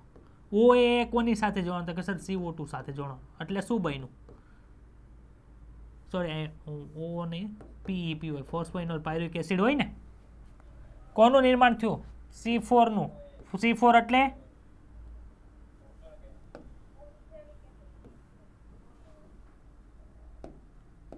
OAA. બરોબર. અહીંયા હવે OAA છે આવ્યું ક્યાં? તો કે સર OAA આવ્યું અહીંયા મધ્યપર્ણના કોષમાં. મધ્યપર્ણ કોષમાં કેમાં રૂપાંતરણ પામ્યું? તો સર મેલિક એસિડની અંદર. મેલિક એસિડની અંદર રૂપાંતરણ પામે છે. આ મેલિક એસિડની અંદર કેટલા કાર્બન હોય સર? 4 કાર્બન હોય. હવે શું થયું? તો કે સર ડી કાર્બોક્સિલેશન થયું. ડી કાર્બોક્સિલેશન થયું એટલે CO2 ભાઈ છૂટા પડી ગયા. તો એ 3 કાર્બન યુક્ત જે એસિડ બન્યું એને શું કહેવાય? પાયરુવિક એસિડ તરીકે ઓળખવામાં આવે. હા, શું આવે છે? બધાને આવે છે?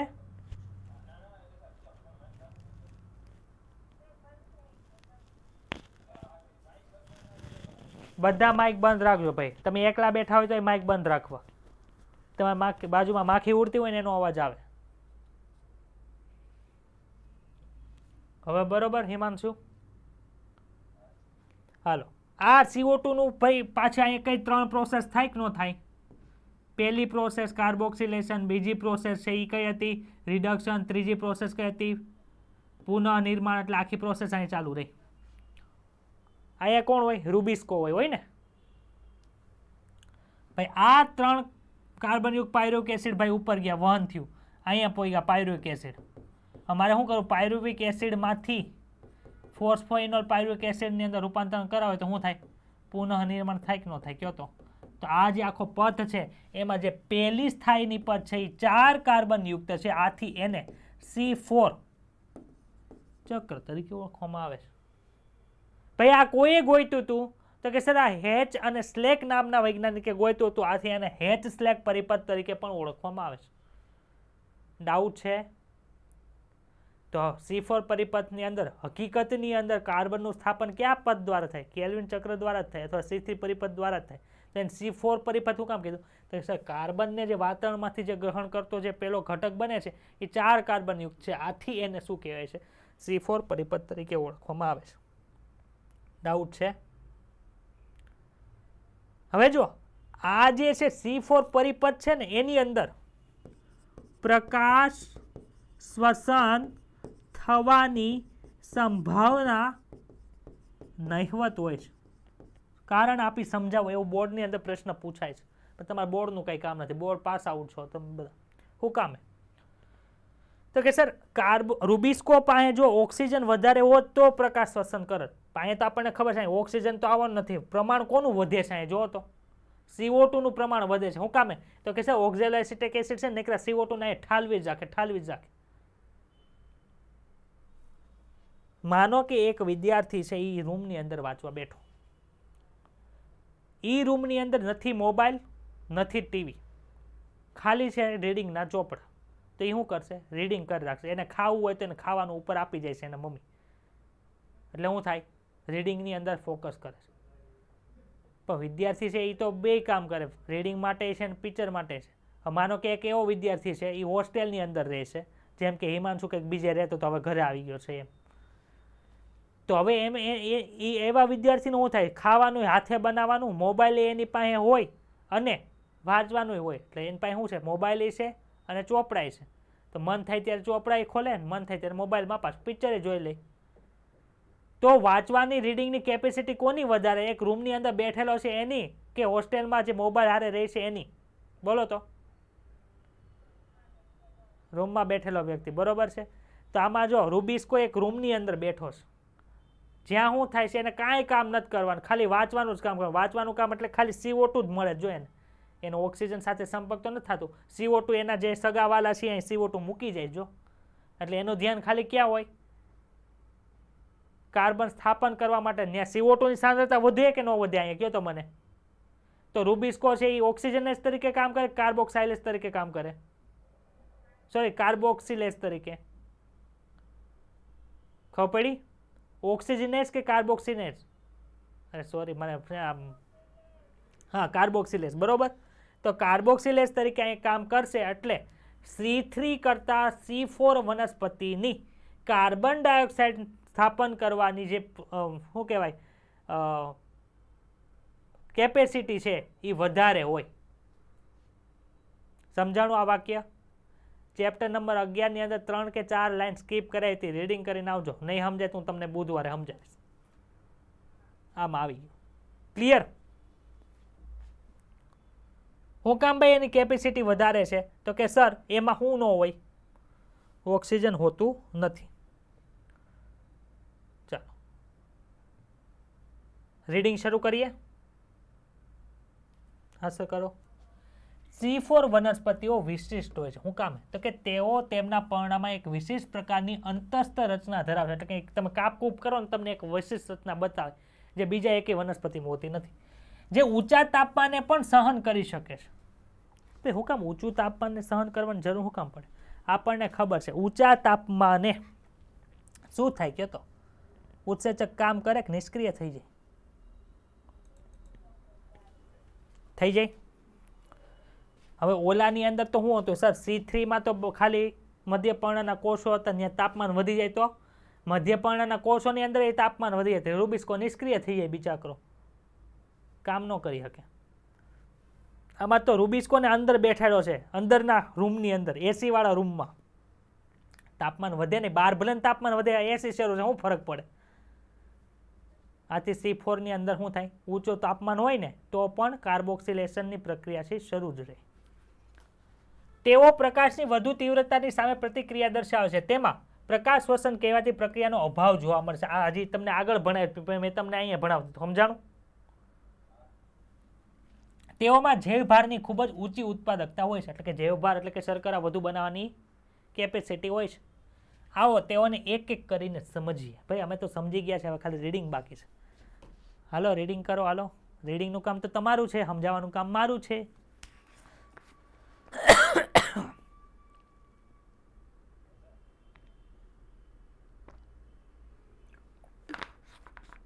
બોલ.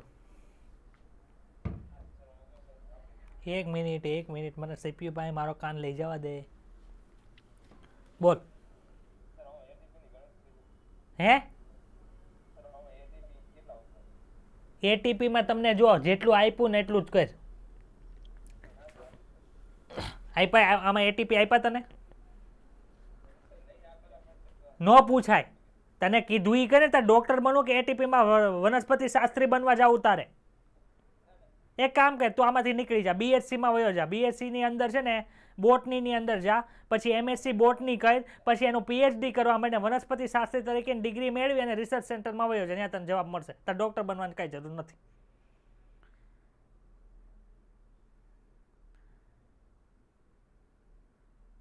નથી બનવું ને ડોક્ટર? ના નથી બનવું. હાલશે તો કહું છું એટલું કરીને. 99 ક્વેશ્ચન છે આમાં, 99% ક્વેશ્ચન એનસીઆરટીમાં પૂછાય. એનસીઆરટી બહારનું કરવાની શું જરૂર છે? હા ખાલી કહેતો તો મને ખબર, તું બહુ ડાયો છોકરો છો, તું ખાલી કહેતો જ હોય. મારે તને જવાબ નથી દેવો. જા.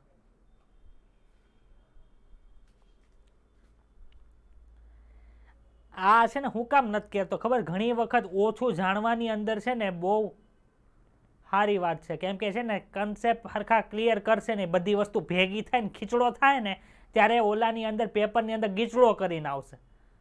એ આમાં તો એટલા એટીપી હતા ને આમાં એટલા એટીપી હતા. સર કંઈક એક્સ્ટ્રા કરાવ્યું એ શું હતું એ યાદ કરવાનું ત્યારે ટાઈમ નહીં હોય. એ તું આમાં યાદ કરવામાં બગાડે ને એટલો ટાઈમ તારો ફિઝિક્સની અંદર બગડશે, ઓછો મળશે. એટલે 15 માર્ક એમાં ઓછા લઈને આવીશ, એટલે ઓલ ઇન્ડિયા રેન્ક 10માંથી ડાયરેક્શન 150માં વયો જાય 15 માર્કની અંદર.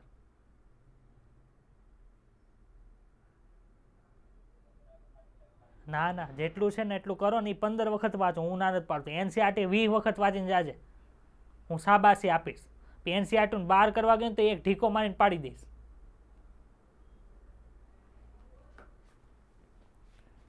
બહારના ટ્યુશનમાં જતા હોય તો ટ્યુશન વગરના હોય ને એ આવું જ કરે, એટલે જ સિલેક્શન ન થાય. હું કરું હું ન કરું એ કંઈ ધ્યાન જ ન દે. હાલો 1 મિનિટ છે, રીડિંગ કરો, પતાવો. નહીં હું જોજાવી દો, નકર પાછું કંઈક બગ બીજું શરૂ કરશે. હાલો ભાઈ, C3 વનસ્પતિને કટ કરી, C4 વનસ્પતિને કટ કરી. આયામ છેદ એટલે શું? હું નહીં શીખવાડું, તમને ખબર છે આયામ છેદ એટલે શું. શું તમને આ બંને છેદમાં કોઈ ભેદ જોવા મળ્યો?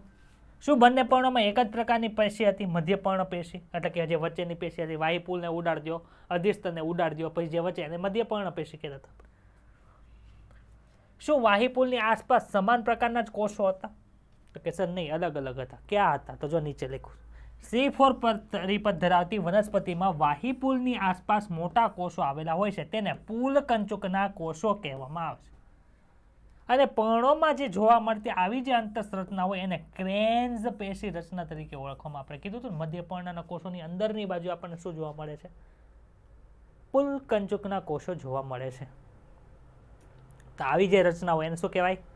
ક્રેન્ઝ પેશી રચના તરીકે ઓળખવામાં આવે. યાદ રાખજો, પ્રશ્ન પૂછાય ક્રેન્ઝ પેશી રચના છે નીચે શેમાં જોવા? C3 C4 આપેલ બંને, એક પણ નહીં. આન્સર બોલો.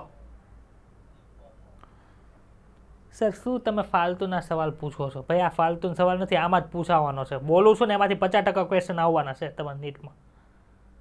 ના એ સોલ્વ કરીને વહી જાય. નીટનું પેપર 2022નું સોલ્યુશન થાય જ છે અત્યારે, નીટના પેપર આવ્યા પહેલાં. સમજાય છે ને?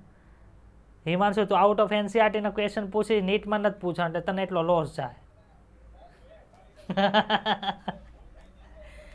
અરે પણ મસ્તી કરાવું છું. શાંતિ શાંતિ, ડોન્ટ વેસ્ટ યોર ટાઈમ. અહીંયા ક્રેન્સનો અર્થ એ થાય છે કે આવરવું. આવરવું એટલે મધ્યપર્ણના પેશીની અંદર મધ્યપર્ણ પેશીના જે કોષો હતા એ પુલકંચુક કોષોને આવરતા હતા. આવરતા હતા. માનો કે આ જે છે એ કોણ હોય તો કે સર અંદરની બાજુ આ પુલકંચુક કોષ છે, એની બહારની બાજુ માનો કે આ કોણ છે તો કે સર મધ્યપર્ણના કોષો છે. મધ્યપર્ણના કોષો પુલકંચુક કોષોને આવરે છે. આથી એને શું કહેવાય? ક્રેન્સ પેશી રચના તરીકે ઓળખવામાં આવે. અને તે કોષોની વિશિષ્ટ ગોઠવણી છે. વાહીપુલની આસપાસ પુલકંચુકીય કોષોમાં અનેક સ્તરો આવેલા હોય છે. ભાઈ એક જ કોષ ન હોય, ઘણા બધા સ્તરો હોય, પણ આપણે ગોઠવ દર્શાવવા માટે એક જ સ્તર દર્શાવ્યું. તેમાં હરિત કણોની સંખ્યા કેવી હોય છે? વધુ સંખ્યાની અંદર હોય છે. હવે મને એક વાત કહો તમે, સર પુલકંચુક કોષોની અંદર ઓક્સિજન ઓછું કેમ હોય જ્યારે મધ્યપર્ણના કોષોની અંદર ઓક્સિજન વધુ શું કામે હોય? પ્રશ્ન થાય કે ન થાય? આવો આપણે ડાયાગ્રામ જોઈતી હમણાં. સર આમાં ઓક્સિજન ઓછો શું કામ હોય, આમાં ઓક્સિજન વધુ શું કામે હોય? What is reason behind it? Explain us. જો ભાઈ આ છે કોણ છે? મધ્યપર્ણના કોષ. આ છે કોણ? મધ્યપર્ણના કોષ. આની અંદર શું હોય? હરિતકણ હોય. આની અંદર એ શું હોય? હરિતકણ હોય કે ન હોય? ભાઈ આ હરિતકણ છે તો આ બધી પ્રોસેસ ક્યાં થઈ છે કયો તો મને? કોષોની અંદર કે હરિતકણની અંદર થાય છે? હરિતકણની અંદર થાય કે ન થાય? તો અહીંયા હરિતકણ હશે, એની અંદર આ પ્રોસેસ થશે. હરિતકણની બહાર ઓક્ઝેલો એસિટિક એસિડ નીકળો, એ અહીંયા ગયો મેલિક એસિડની અંદર રૂપાંતરણ થયો, પણ ત્યાં કોની અંદર ગયો? પાછો હરિતકણની અંદર જાય. એટલું વિઝ્યુઅલાઇઝ થયું. સર હરિતકણની અંદર તો ગ્રેનમ હોય, ગ્રેનમો ભેગી થઈને ગ્રાના બનાવે, ત્યાં પ્રકાશ પ્રક્રિયા થાય તો ત્યાં તો ઓક્સિજન ઉત્પન્ન થાય. તો આમાં તો ઓક્સિજન વધુ હોવો જોઈએ, તો આમાં કેમ ઓક્સિજન ઓછો છે ને આમાં ઓક્સિજન વધુ છે? થાય કે ન થાય પ્રશ્ન? આવા કન્સેપ્ટ સમજાય છે? આવું સર કંઈ આવ્યું નહોતું, આ નવું ક્યાંથી આવ્યું? નવું નથી. આપણે કન્સેપ્ટ જે સમજ્યા હતા કાલે, જેને વિઝ્યુલાઇઝ થયું હશે એને આવું વિઝ્યુલાઇઝ હવે હું કરાવીશ. સમજાણું? અહીંયા હરિતકણ હતો, બતાવી છે હરિતકણ તમને મગજની અંદર લાઇટ થાય છે, એની અંદર ગ્રાના હતી. ગ્રાનાની અંદર શું થયું? પ્રકાશ પ્રક્રિયા થઈ એટલે એટીપી NADPH2 અને O2 બની ગયા. એટલે O2 તો અહીંયા છે જ. સ્ટ્રોમાની અંદર શું છે? સર સ્ટ્રોમાની અંદર તો રૂબિસ્કો છે. ઓક્સિજન સાથે જોડાઈ ગયો તો શું થઈ ગયું? મુશ્કેલી થઈ જાય. એટલે સામાન્ય કોષ હોય ને એટલે ત્યાં ઓક્સિજન જ પ્રકાશ શ્વસન થવાની C3 વનસ્પતિમાં શક્યતા રહે છે. પરંતુ આમાં જે હરિતકણ હોય ને, આની અંદર જે હરિતકણ, એની અંદર શું જોવા મળે તો કે સર અહીંયા તો C3 નું સ્થાપન થતું નથી. થાય છે અહીંયા C3 નું સ્થાપન, એટલે કાર્બનનું સ્થાપન થાય છે આ કોષોની અંદર? નથી થતું. એટલે આ જે કોષોની અંદર જે હરિતકણો હશે ને એની અંદર ગ્રેનમ એટલે કે ગ્રાના હશે, એટલે અહીંયા ઓક્સિજન ને બધું બનશે. પરંતુ અહીંથી જે કાર્બનનું લઈને અહીંયા જાય છે ને, અહીંયા જે હરિતકણ હશે ને ત્યાં ગ્રાના છે જ નહીં. તો ત્યાં સર કોણ છે તો કે સર ત્યાં તો ખાલી આંતરગ્રેનમ પટલ છે. એટલે અહીંયા શું થઈ ગયું?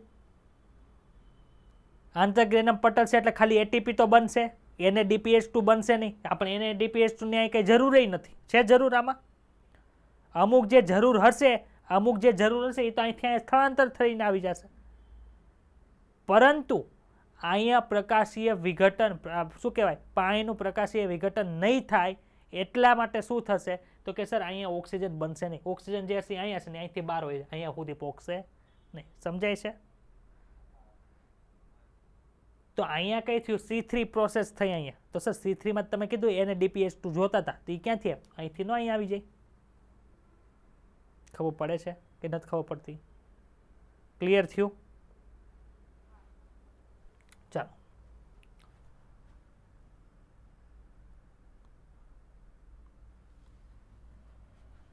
તેમાં હરિતકણોની વધુ સંખ્યા તેની લાક્ષણિકતા હોય. ભાઈ વધુ સંખ્યામાં હરિતકણો ક્યાં આવેલા છે? પુલકંચુકના કોષોની અંદર. તેઓની જાડી કોષ દિવાલ વાત વિનિમય માટે કેવી હોય છે? અપ્રવેશશીલ હોય છે. એટલે કે નીચે જે કોષો હતા આપણા પુલકંચુકના કોષો એ કેવા હતા? જાડી કોષ દિવાલ. એટલે ઓક્સિજન સામેથી લઈને આમાં ન આવી જાય. કાર્બન ડાયોક્સાઇડ એ ન આવી શકે, વાયુમય કાર્બન ડાયોક્સાઇડ હોય એ ન આવી શકે. તો ત્યાં કાર્બન ડાયોક્સાઇડ જાતો તો કોના દ્વારા? સર ઓક્ઝેલો એસિટિક એસિડ દ્વારા જતો. ક્લિયર થયું? અને આંતરકોષીય અવકાશ પણ હોતો નથી. એટલે આંતરકોષીય અવકાશ ન હોય ત્યાંથી પણ કોઈ પણ જાતની વાયુ અંદર પ્રવેશી શકે નહીં. C4 વનસ્પતિઓ જેવી કે કોણ છે યાદ રાખજો? મકાઈ અથવા તો જુવારના પર્ણોના છેદ લઈ તમે ક્રેન્ઝ પેશીય રચના અથવા તો અંતસ્ત્રાતા એની જે હોય છે તેમજ મધ્યપર્ણ કોષોનું વિતરણ તમને જોવું ગમશે. તો આપણે જોવાનું નથી, આપણે યાદ રાખી લેવાનું મકાઈ જુવારની અંદર જોવા મળે. આપણે જોવાનું શું છે? માણસ શરીરને કાપીને જોવાનું છે. આ નથી જોવાનું આવતા વર્ષે. તે તમારા માટે રસપ્રદ રહેશે કે તમારી આસપાસની વનસ્પતિઓની વિવિધ જાતિઓના પર્ણો એકત્ર કરી અને તેઓના પર્ણોનો આયામ છેદ લ્યો. ભાઈ એની હાટો સૂક્ષ્મદર્શક યંત્ર જોવો. તમે તે ઘરે બેઠા ભણો છો સૂક્ષ્મદર્શક યંત્ર નથી, એટલે આ કંઈ પ્રયોગ કરવાનો નથી. સૂક્ષ્મદર્શક યંત્ર વડે વાહીપુલની આસપાસ આવેલા જે પુલકંચુકનો અભ્યાસ કરશો તમે, તો પુલકંચુક જે C4 વનસ્પતિઓને ઓળખવામાં મદદરૂપ થાય. એટલે કે જેની અંદર પુલકંચુક કોષો હોય કેવા હોય? C4 વનસ્પતિઓ. જેની અંદર ન હોય C3 વનસ્પતિઓ હોય. હવે આકૃતિ 13.9 માં દર્શાવેલ પરિપથનો અભ્યાસ કરો અને આ પરિપથને હેચ-સ્લેક પરિપથ તરીકે ઓળખવામાં આવે છે. અને આ પણ એક ચક્રીય પ્રક્રિયા એટલે સાયક્લિક છે. જો PEP ફોસ્ફોઇનોલ પાયરુવેટ એસિડ સતત બનતો તો. ચાલો તેના તબક્કા વિશે નોંધ લઈએ. CO2 નો પ્રાથમિક ગ્રાહક એક 3 કાર્બનયુક્ત અણુ છે જેને ફોસ્ફોઇનોલ પાયરુવેટ તરીકે ઓળખવામાં આવે છે. આમાં પાયરુવેટ એસિડ લખાય, અહીંયા પાયરુવેટ લખાય. તે મધ્યપર્ણના કોષોમાં આવેલ હોય છે. મધ્યપર્ણ કોષ એટલે બહારની બાજુ આવેલા થાય. મગજની અંદર લાઈટ થતી જવી જોઈએ. સ્થાપન માટે જવાબદાર ઉત્સેચક કોણ છે? જો કાર્બનનું શું કરવાનું છે? જોડવાનું છે કાર્બન ડાયોક્સાઇડ. એટલે કાર્બોક્સિલેઝ આવે. પણ કોની અંદર આવે? PEP ફોસ્ફોઇનોલ પાયરુવિક એસિડ કાર્બોક્સિલેઝ અથવા તો એને પેપકેસ તરીકે ઓળખવામાં આવે છે. યાદ રાખવું.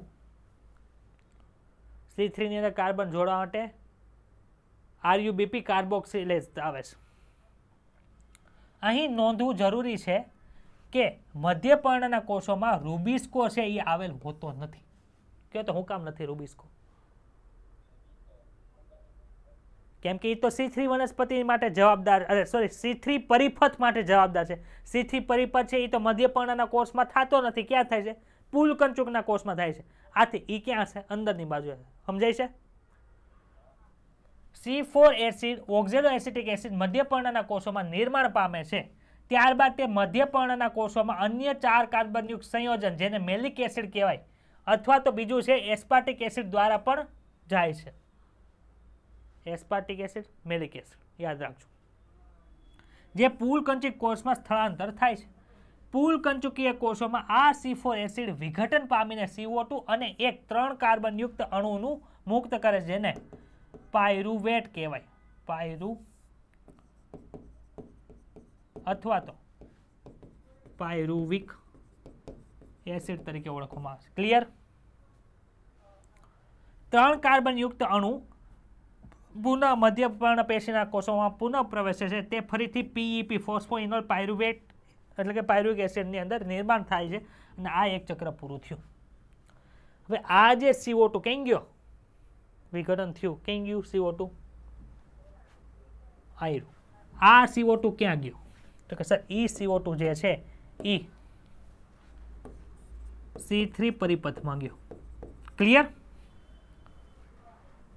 પુલકંચુકીય કોષોમાં રહેલ CO2 એ કેલ્વિન પરિપથ અથવા તો C3 પરિપથમાં પ્રવેશ કરે છે અને કેલ્વિન પરિપથ એક એવો પરિપથ છે જે બધી જ વનસ્પતિઓમાં સામાન્ય છે. જોવા મળે C3 વનસ્પતિમાં જોવા મળે, C4 વનસ્પતિમાં પણ આપણને જોવા મળે છે.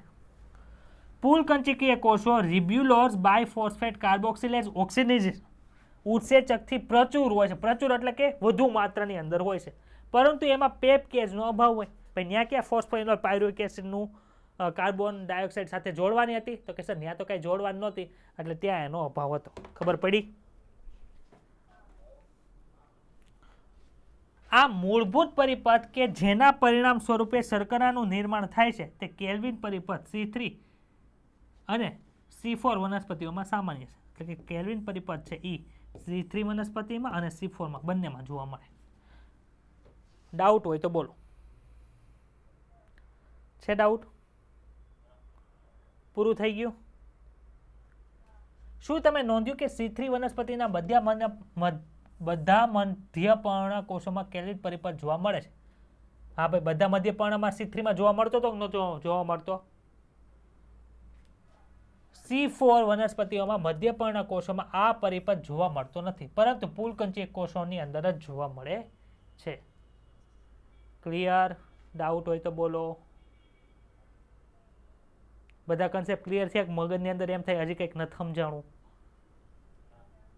બધાને પર્સનલી પૂછું છું. સુરભી, મગજની અંદર કાંઈ એવું ખચકે છે કે નથી સમજાણું એવું કંઈ? ક્લિયર થઈ ગયું બધું? હિરલ, થઈ ગયું ને ક્લિયર? હિરવા, સંતોષ, પિનલ, હિમાંશુ? હા બસ, હવે મને શાંતિ થઈ કે બધાને સમજાવું. ચાલો, અહીંયા આપણે ભણી ગયા એ વસ્તુ આપી. RuBp 5 કાર્બનયુક્ત શર્કરા છે એ CO2 સાથે રૂબિસ્કો ઉત્સેચકના માધ્યમથી જોડાય છે અને બે અણુ 3PGN એટલે કે 3 ફોસ્ફોગ્લિસરિક એસિડના નિર્માણ કરે છે. આ સામાન્ય પ્રક્રિયા છે. રૂબિસ્કોમાં કાર્બન ડાયોક્સાઇડનું વધુ પ્રમાણ હોય ત્યારે આ પ્રમાણે થાય. ક્લિયર થયું? આ પેરેગ્રાફ વાંચો તો.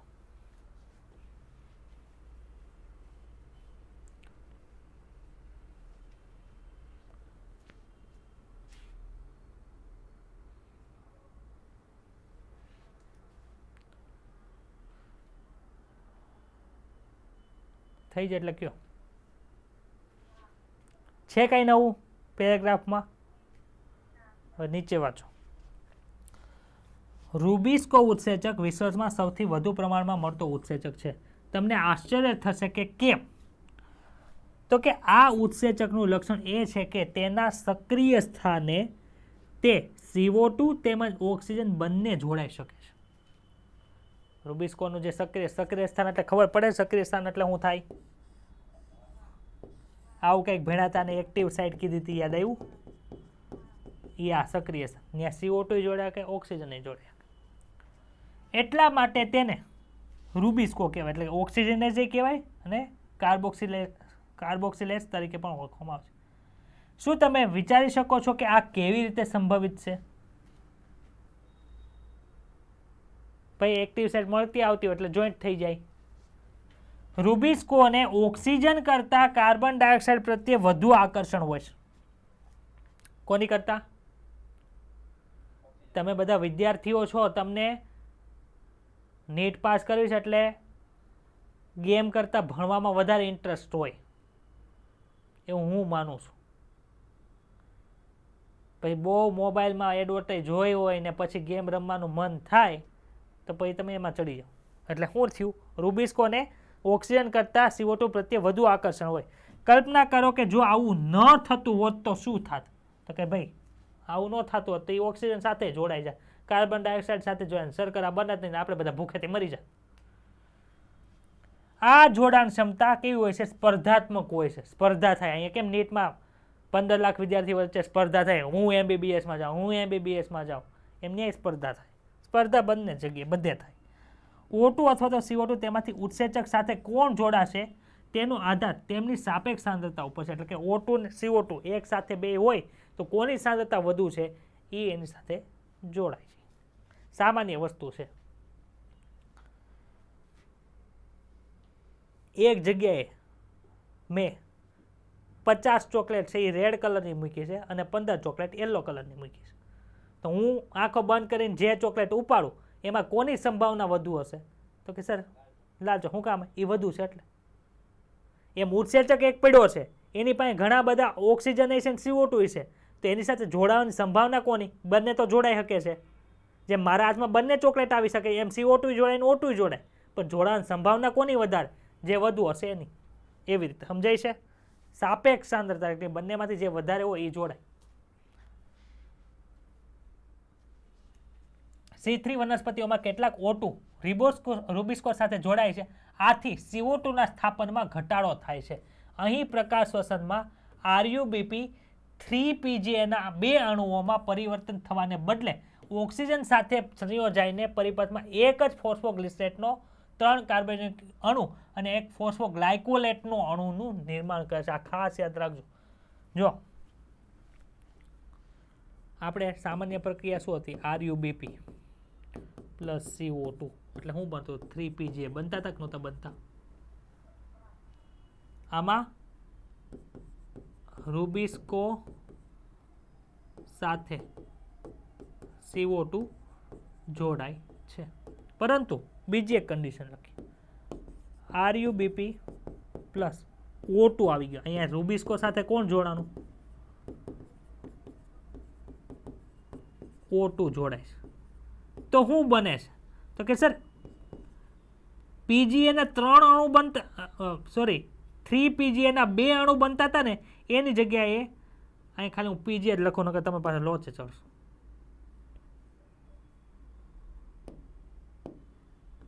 બે ગુણ્યા PGA બનતા હતા, તેની જગ્યાએ કેટલું બને છે? તો કે સર PGA નો એક જ અણુ બને છે અને બીજો જે છે ને એને ફોસ્ફોગ્લાયકોલેટ કહેવાય. ગ્લાયકોલેટનો અણુ બને છે.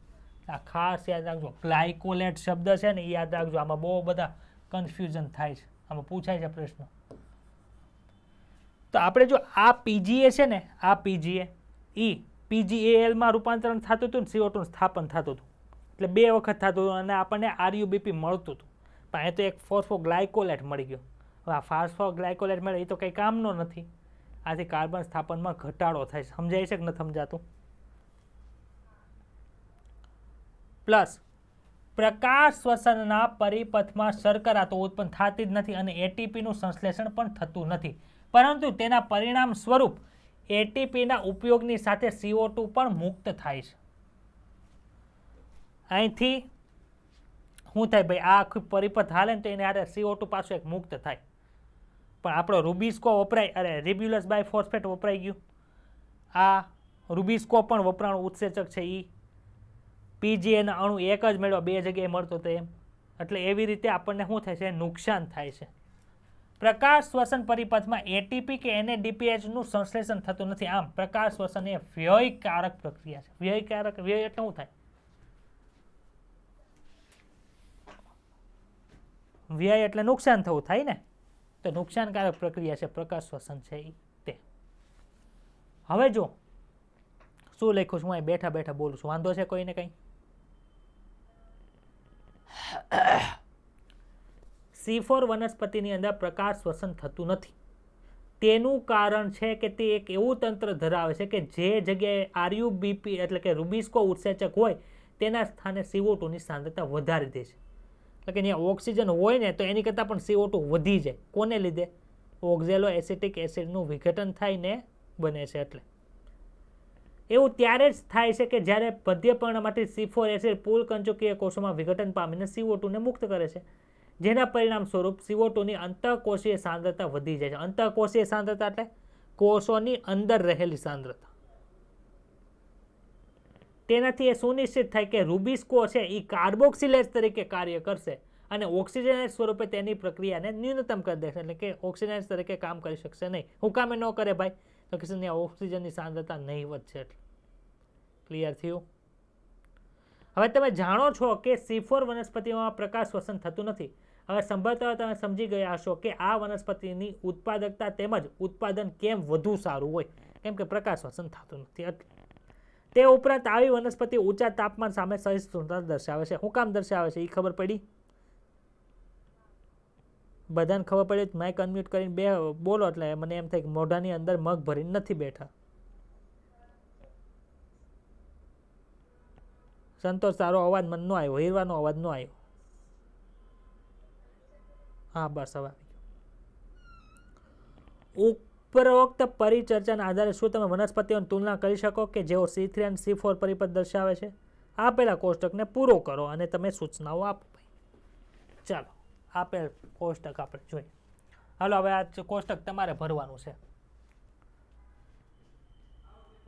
હાલો આમાં શું આન્સર આવશે મને કહો. આ કોષ્ટક અને આ કોષ્ટક. કેલ્વિન ચક્ર છે ઈ C3 વનસ્પતિ હોય એમાં કયા કોષોની અંદર જોવા મળે? મધ્યપર્ણપેશી કે પુલકંચિક કોષો અથવા કે બંનેની અંદર? આમાં મધ્યપર્ણ, બરોબર. આમાં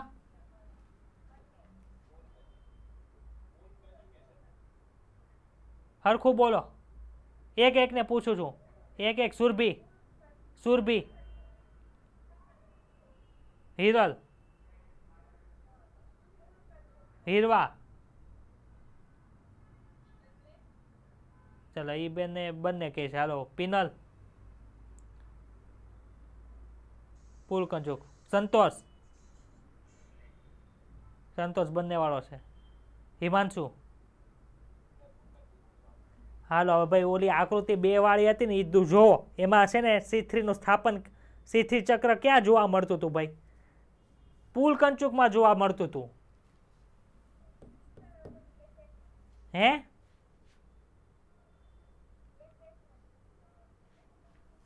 એટલે આ ખબર પડી કે ન ખબર પડી? પુલકંચુક હું કામ આવ્યું, બંને હું કામ ન? ભાઈ મધ્યપર્ણની અંદર તો રૂબિસ્કો તો હતું જ નહીં. તો કેલ્વિન ચક્ર એમાં જોવા મળે? ન મળે. સમજાણું સંતોષ અને હીરવા? ચાલો બીજું, પ્રારંભિક કાર્બોક્સિલેશનની પ્રક્રિયા થતી હોય તેવા કોષનો પ્રકાર કેમાં થાય? પ્રારંભિક કાર્બોક્સિલેશનની પ્રક્રિયા C3 ની અંદર. હિમાંશુ બોલ. ચાલો આમાં મધ્યપર્ણ આવે. આમાં શું આવશે? હીરવા બોલશે. પ્રારંભિક કાર્બોક્સિલેશનની પ્રક્રિયા થતી હોય તેવા કોષનો પ્રકાર. C4 ની અંદર પ્રારંભિક કાર્બોક્સિલેશન ક્યાં થતું? મધ્યપર્ણમાં, પુલકંચુકમાં કે બંનેમાં?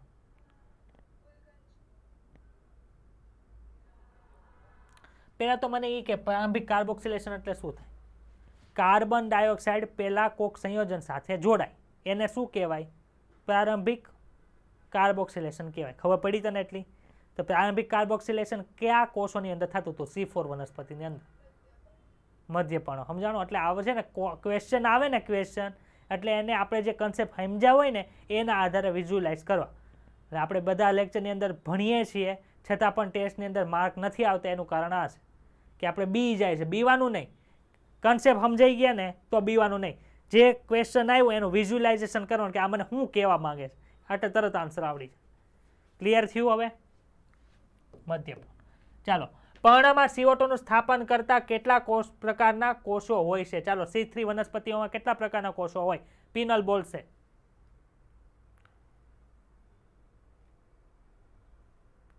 પર્ણમાં CO2 નું સ્થાપન કરતા કેટલા પ્રકારના કોષો હોય? 1, 2 કે 3? જલ્દી જલ્દી.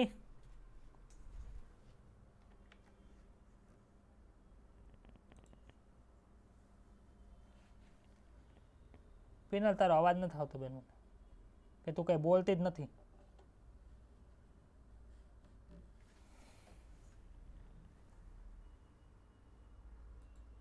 પેલા પ્રશ્ન વાંચ, શું છે? બીવાન નથી. પ્રશ્ન વાંચીને મને સંભળાય તો ડોક્ટર બનવાનું છે તો ડોક્ટર છો કે નહીં અત્યારે?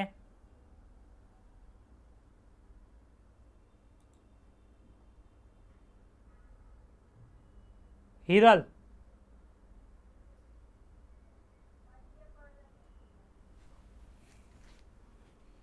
અહીંયા મધ્યપર્ણ આવશે, બરોબર. ચાલો C4 વનસ્પતિમાં શું આવશે? જેને માઇક ઓપન કરવાનું કહું ને એટલે તરત જ મને આન્સર જોવે, ટાઈમ નથી મારી પાસે. સુરભી, બંને આવશે, બરોબર.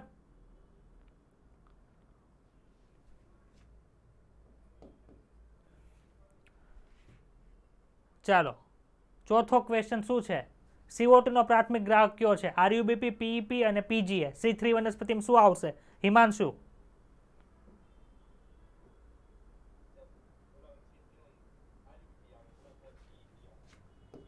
RUBP નામાં PEP વેરી ગુડ પ્રાથમિક CO2 ગ્રાહકની કાર્બનની સંખ્યા C3 વનસ્પતિમાં કેટલી હોય સંતોષ બોલ 5 ને આમાં 3 વેરી ગુડ CO2 ના સ્થાપનની પ્રાથમિક નિવજ કઈ છે C3 વનસ્પતિમાં હીરવા બોલ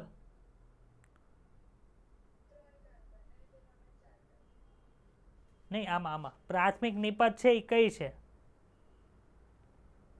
3 કાર્બન વાળી છે એ બરોબર છે પણ 3 કાર્બન વાળી કઈ PGA છે કે પછી OA હોય કે RUBP કેટલી સંખ્યા હોય તને ખબર પડી જાય એટલે આને ખબર પડી જાય PGA વેરી ગુડ ને આમાં oxalo acetic acid very good CO2 ના સ્થાપનની પ્રાથમિક નિપજમાં કેટલા કાર્બન છે આ તો આને રિલેટેડ ક્વેશ્ચન થઈ ગયો આનો આન્સર એ હીરવા બોલી ગઈ પિનલ બોલ તો આનો આન્સર બેન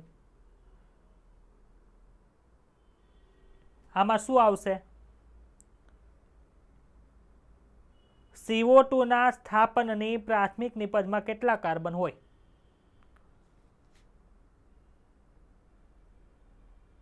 તારો અવાજ તો મને આવતો નથી હવે છે ને આમ મને આન્સર આપ આમ કે આમ પ્રશ્ન સમજાણો કે નથી સમજાણો સમજાઈ ગયો તો આમાં આન્સર શું આવશે આ 3 4 કે 5 એમ બને કે તારો અવાજ તો આવતો નથી મને આમાં શું આવશે કે હે આમ ઈશારા કરને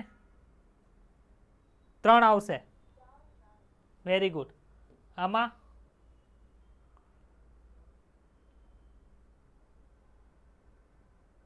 5 આવશે ઓક્ઝેલો એસિટિક એસિડ 5 કાર્બન વાળો હોય ચાલો શું વનસ્પતિમાં રૂબિસ્કો હોય છે હા ના હંમેશા ન હોય C3 વનસ્પતિની અંદર બોલો હિમાંશુ બંનેમાં હા હોય ને વેરી ગુડ શું વનસ્પતિમાં પેપકેઝ હોય સંતોષ આમાં બોલ C3 વનસ્પતિમાં હોય પેપકેઝ વેરી ગુડ વનસ્પતિના કયા કોષોમાં રૂબિસ્કો હોય છે મધ્યપર્ણના કોષો પૂલ કંચુક કોષો કે એક પણ નહીં હીરવા બોલ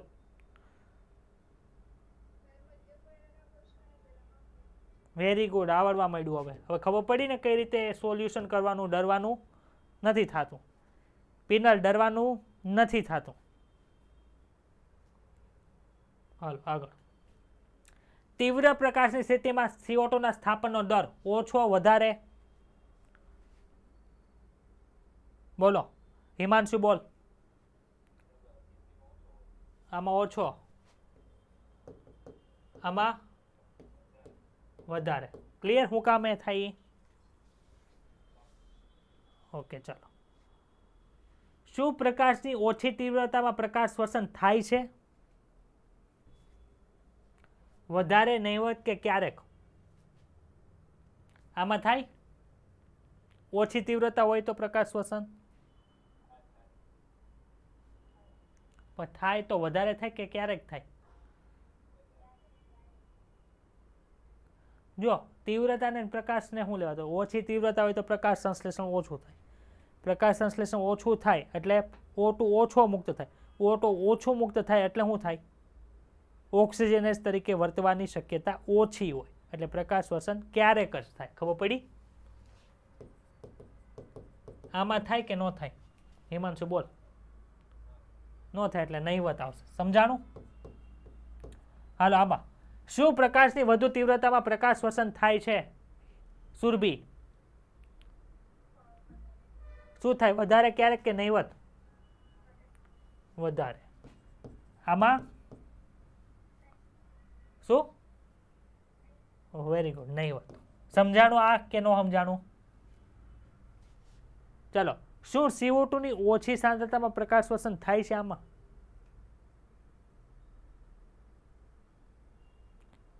વધારે નહીવત ક્યારેક હા સર CO2 ની ઓછી સાંદ્રતા હોય તો શું થાય હિમાંશુ બોલ તો ભાઈ વધારે થાય ખબર પડી આમાં શું CO2 ની વધુ સાંદ્રતામાં પ્રકાશ શ્વસન થશે હીરવા, બંનેમાં નહિવત આવશે. ખબર પડી? ઇષ્ટતમ તાપમાન કેનું કેટલું છે? ઇષ્ટતમ તાપમાન કેટલું હોય?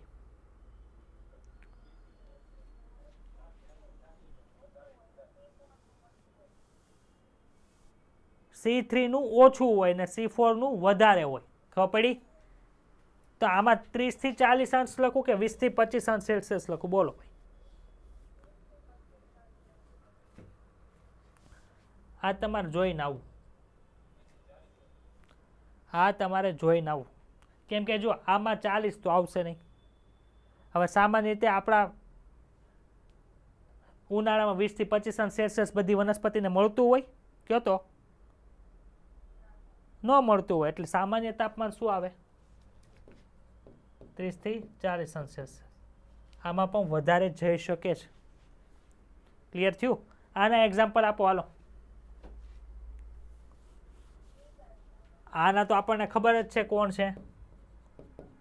જુવાર અને મકાઈ આવી ગયું. ક્યાં આવ્યું હતું? આગળ આવી ગયું. એટલે આ પૂછી શકે. આ પૂછી શકે જુવાર ને મકાઈ. NCERT નો ક્વેશ્ચન. આમાં કોઈને કંઈ ડાઉટ હોય તો બોલો. હવે આપણે 10 જ મિનિટની અંદર ચેપ્ટર પૂરું કરી દઈશું. કેટલા વસ્તુ બાકી છે? બહુ થોડીક એવી બાકી છે.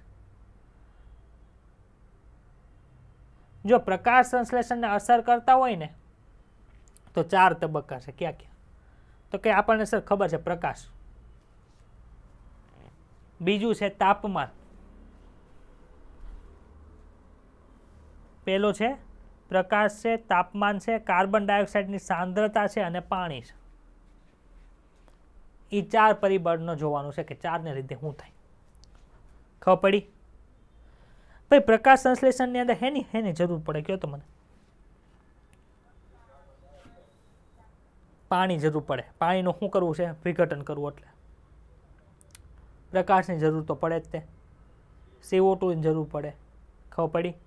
એટલે જેટલી વસ્તુની જરૂર પડે ને એટલી વસ્તુ જો વધુ પ્રમાણની અંદર મળે તો એને શું થાય? ઓછા પ્રમાણને અંદર મળે તો શું થાય? એ આપણે ભણવું પડે.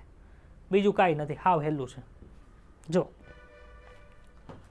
પ્રકાશ સંશ્લેષણને અસર કરતા પરિબળોને સમજવા જરૂરી છે. ખેતી લાયક સહિતની તમામ વનસ્પતિઓનું ઉત્પાદન નિર્ધારિત કરવા માટે પ્રકાશ સંશ્લેષણનો દર ખૂબ મહત્વનો. જો દર વધુ હશે વધુ નીપજ મળશે, દર ઓછો હશે ઓછી નીપજ મળશે.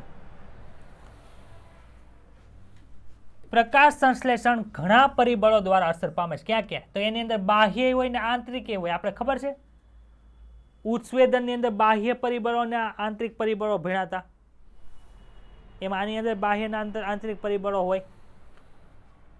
વનસ્પતિની પરિબળોની અંદર વનસ્પતિક પરિબળોની અંદર ક્યાં કહેવાય? તો કે સર સંખ્યા કેટલી છે. કોની? તો કે સર પર્ણની.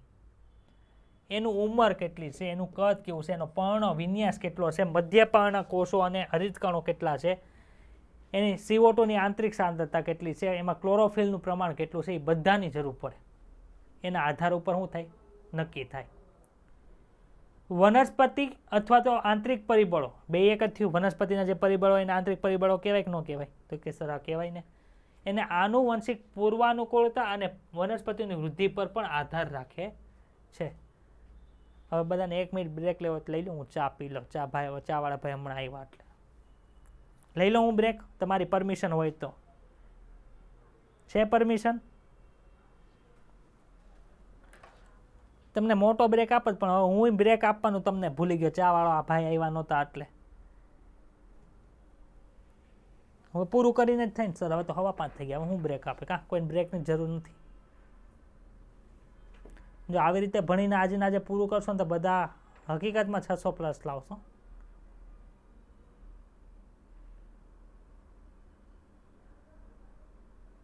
પિનલ તું મને ફોન કરજે આજે લેક્ચર પૂરો થાય ને એટલે.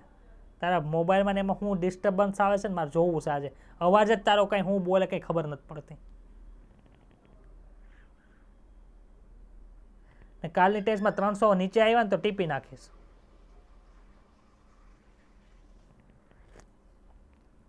હજી મારે તમને આ 10 મિનિટ સમજાવવાનું છે ને પાછું મોટિવેશનનું કરવાનું છે. હા મને યાદ આવ્યું. જો ભૂલાઈ છે બુક લાવવાનું ભૂલાઈ ગઈ એમ.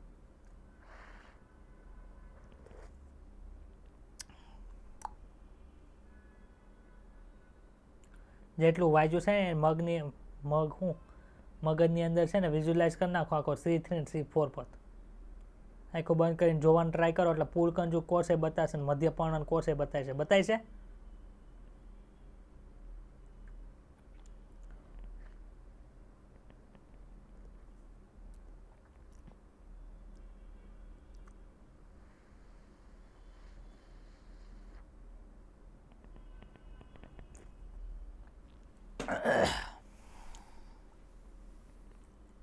કંઈ નહીં આજે મોટિવેશનનો કાર્યક્રમ કેન્સલ રાખીએ નેક્સ્ટ લેક્ચરમાં બુધવારે ભણાવશું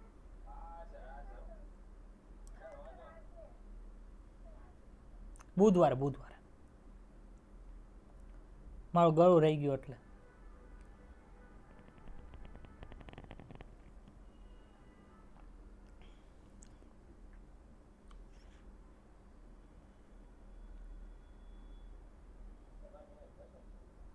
હે હા પ્રશ્ન ઉભો રહે મારે પાસે CPU પાસે જવું પડશે તારો અવાજ પાછો મને સંભળાય નહીં તો હું ચા પી દઉં ત્યાં લગી હું બ્રેક લઉં ઉભો રહે અત્યારે જોઈ જાઉં ચા પીતો આ છોકરો મને હખે લેવા દેતો નથી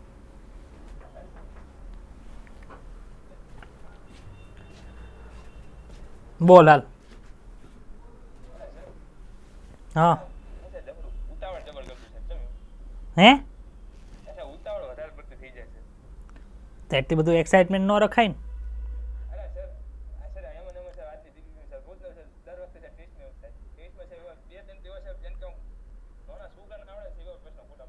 એટલી બધી ઉતાવળ શું હોય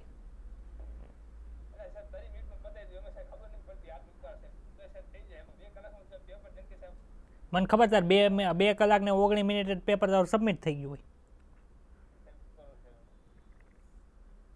હા ચા પીને જવાબ આપું હા એ તો કન્સેપ્ટ સમજાણા છે એટલે 3 મિનિટમાં પતે બાકી 10 મિનિટ હોય તોય ન પતે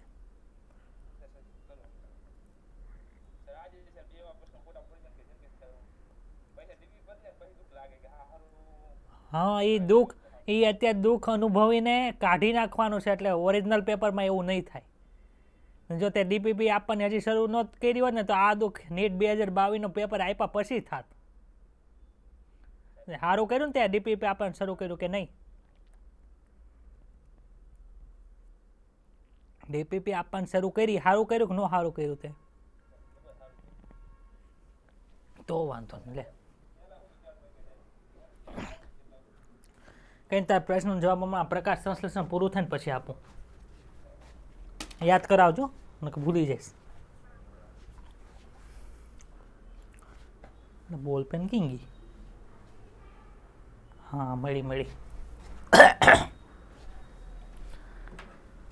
ચાલો આમાં ડાઉટ આ પેલા પેજમાં પેલા પેરેગ્રાફમાં ચાલો બાહ્ય પરિબળોની અંદર સૂર્યપ્રકાશની પ્રાપ્તિ હોય તાપમાન હોય CO2ની સાંદ્રતા હોય ને પાણીનો સમાવેશ થાય છે ને આપણે બહારના જે વસ્તુ છે ને એ જ ભણવાની કેમ કે પર્ણરંધ્ર કેટલા હોય એ તો બધું જીનેટિક હોય કઈ વનસ્પતિમાં કેટલા હશે એ તો આપણે કંઈ નિશ્ચિત ન કરી શકીએ એવું વનસ્પતિની પ્રકાશ સંશ્લેષણની પ્રક્રિયામાં ઘણા પરિબળો એક સાથે પ્રકાશ સંશ્લેષણ કે CO2ના સ્થાપનને અસર પહોંચાડે ભાઈ આપણને ખબર છે અંધકાર પ્રક્રિયા હાલતી હોય ત્યારે હારવાર પાછી પ્રકાશ પ્રક્રિયા થતી હોય કેટલો O2 મુક્ત થાય છે એના આધારે બીજી વસ્તુ અસર થાય ને એટલે એક આરે બધી પ્રોસેસ થાય એવું ન થાય કે ભાઈ અત્યારે પ્રકાશ પ્રક્રિયા છે તો અંધકાર પ્રક્રિયા તો શાંતિથી બેસી જાય મને પોરો ખાધે એવું ત્યાં ન હાલે ને એ બધું હાર જ થાય બાયપાસ સર્જરી હૃદયની થતી હોય ને ત્યારે એક જગ્યાએ છાતીથી કોલવાનું કામ શરૂ હોય એક જગ્યાએ પગમાંથી હાથમાંથી જ્યાંથી નસ કાઢવાની પ્રોસેસ હોય ને વેન કાઢવાની પ્રોસેસ એ શરૂ હોય એવું ન હોય કે ઓલો કામ કરે છે હું બેઠી રહું એવું ન હોય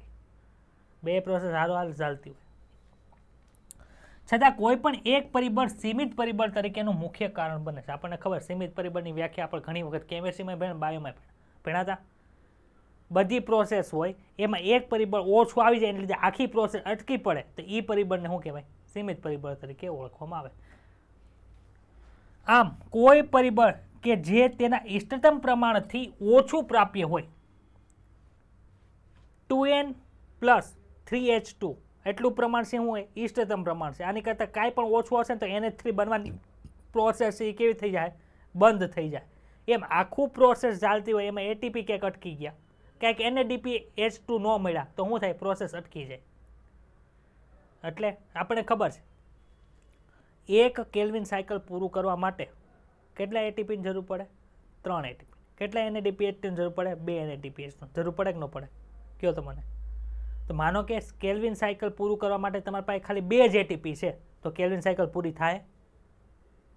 સર ન થાય. તો ઇષ્ટતમ પ્રમાણ કેટલું થઈ ગયું? તો કે સર 1 કેલ્વિન સાયકલ પૂરું કરવા માટે NaDPH2નું ઇષ્ટતમ પ્રમાણ 2 અણુ છે, એટીપીના ઇષ્ટતમ પ્રમાણ 3 અણુ. એની કરતાં જો ઓછું પ્રમાણ હશે તો પ્રક્રિયા થશે નહીં. સમજાણું કે ન સમજાણું? તો તેના ઇષ્ટતમ પ્રમાણથી ઓછો પ્રાપ્ય હશે તો તે પ્રકાશ સંશ્લેષણનો દર નક્કી કરી દેશે. દર નક્કી કર્યો એટલે માનો કે એક ગ્લુકોઝનું કરવા માટે 18 એટીપી જોવે છે અને 12 NaDPH2 જોવે છે. માનો કે એની જગ્યાએ ખાલી તમારી પાસે 16 એટીપી છે અને 16 NaDPH2 અને 12 NaDPH2 છે, તો એટીપીને લીધે એ દર કેવો થઈ જાય? ઓછો થઈ જાય. સમજ પડી? પૂરતો હશે તો દર સ્પીડમાં હાલશે એમ. જ્યારે અનેક પરિબળો વચ્ચે કોઈ રાસાયણિક પ્રક્રિયાને અસર કરે છે,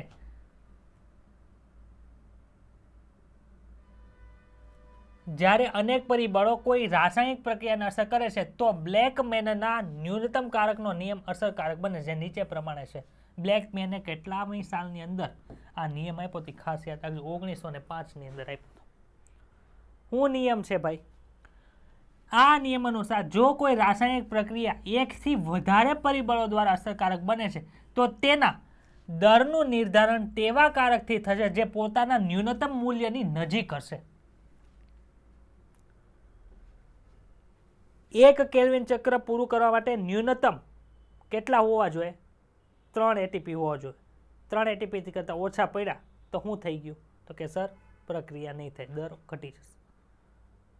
ખબર પડી? ન્યૂનતમ જે નિયમ, ન્યૂનતમ ઘટક હોવો જોઈએ અને ન્યૂનતમ પ્રમાણ હોવું જોઈએ, એની નજીક જે હશે ને એ શું કરશે? પ્રક્રિયાનો દર નક્કી કરશે. સમજાઈ ગયું કે નથી સમજાતું? ચાલો, જો તે પરિબળના પ્રમાણમાં તમે કોઈ પણ જાતનો ફેરફાર કરી નાખો તો તે પરિબળ પ્રક્રિયાને સીધી અસર પહોંચાડે. એટીપી ઘટતા એટીપી નાખી દે, પાછું પ્રક્રિયા ફૂલ સ્પીડથી હાલવા મળી. ઉદાહરણ તરીકે 1 લીલું પર્ણ ઇષ્ટતમ પ્રકાશ અને CO2 ની હાજરી હોવા છતાં પણ જો તાપમાન ખૂબ ઓછું હશે તો પ્રકાશ સંશ્લેષણ કરી શકાતું નથી. પ્રકાશ સંશ્લેષણ માટે ઇષ્ટતમ તાપમાન જોવે, એની કરતાં ઓછું તાપમાન હોય તો ઉત્સેચક કેવો થઈ જાય? નિષ્ક્રિય થાય, એટલે પ્રકાશ સંશ્લેષણ ન થાય. સમજાણું? કેમ ભાઈ પ્રકાશ સંશ્લેષણ નથી? એની પાસે તો CO2 છે, H2O છે, પાણી છે, પણ તાપમાન ઓછું છે. સર ઉત્સેચક નિષ્ક્રિય, બધું હોવા છતાં પણ પ્રક્રિયા ન થાય. હવે તાપમાન વધારી દો તો પાછી પ્રક્રિયા હાલવા મળે. ખબર પડી? જ્યારે તેને ઇષ્ટતમ તાપમાન મળશે ત્યારે આ પર્ણમાં પ્રકાશ સંશ્લેષણ શરૂ થઈ જાય. આગળનો પ્રકાશ. જો પ્રકાશ શું આપ્યું છે અહીંયા? પ્રકાશને હારે શું લેવા દેવા છે? અહીંયા દર્શાવ્યું છે પ્રકાશની તીવ્રતા. પ્રકાશની તીવ્રતા એટલે હું તમારી સામે 1 લાઇટ શરૂ કરું, એની સાથે 10 લાઇટ શરૂ કરું, શું થયું?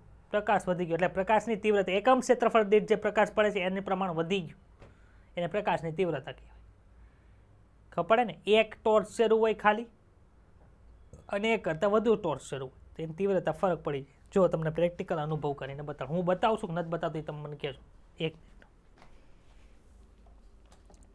આપણે પ્રયોગ કરીએ.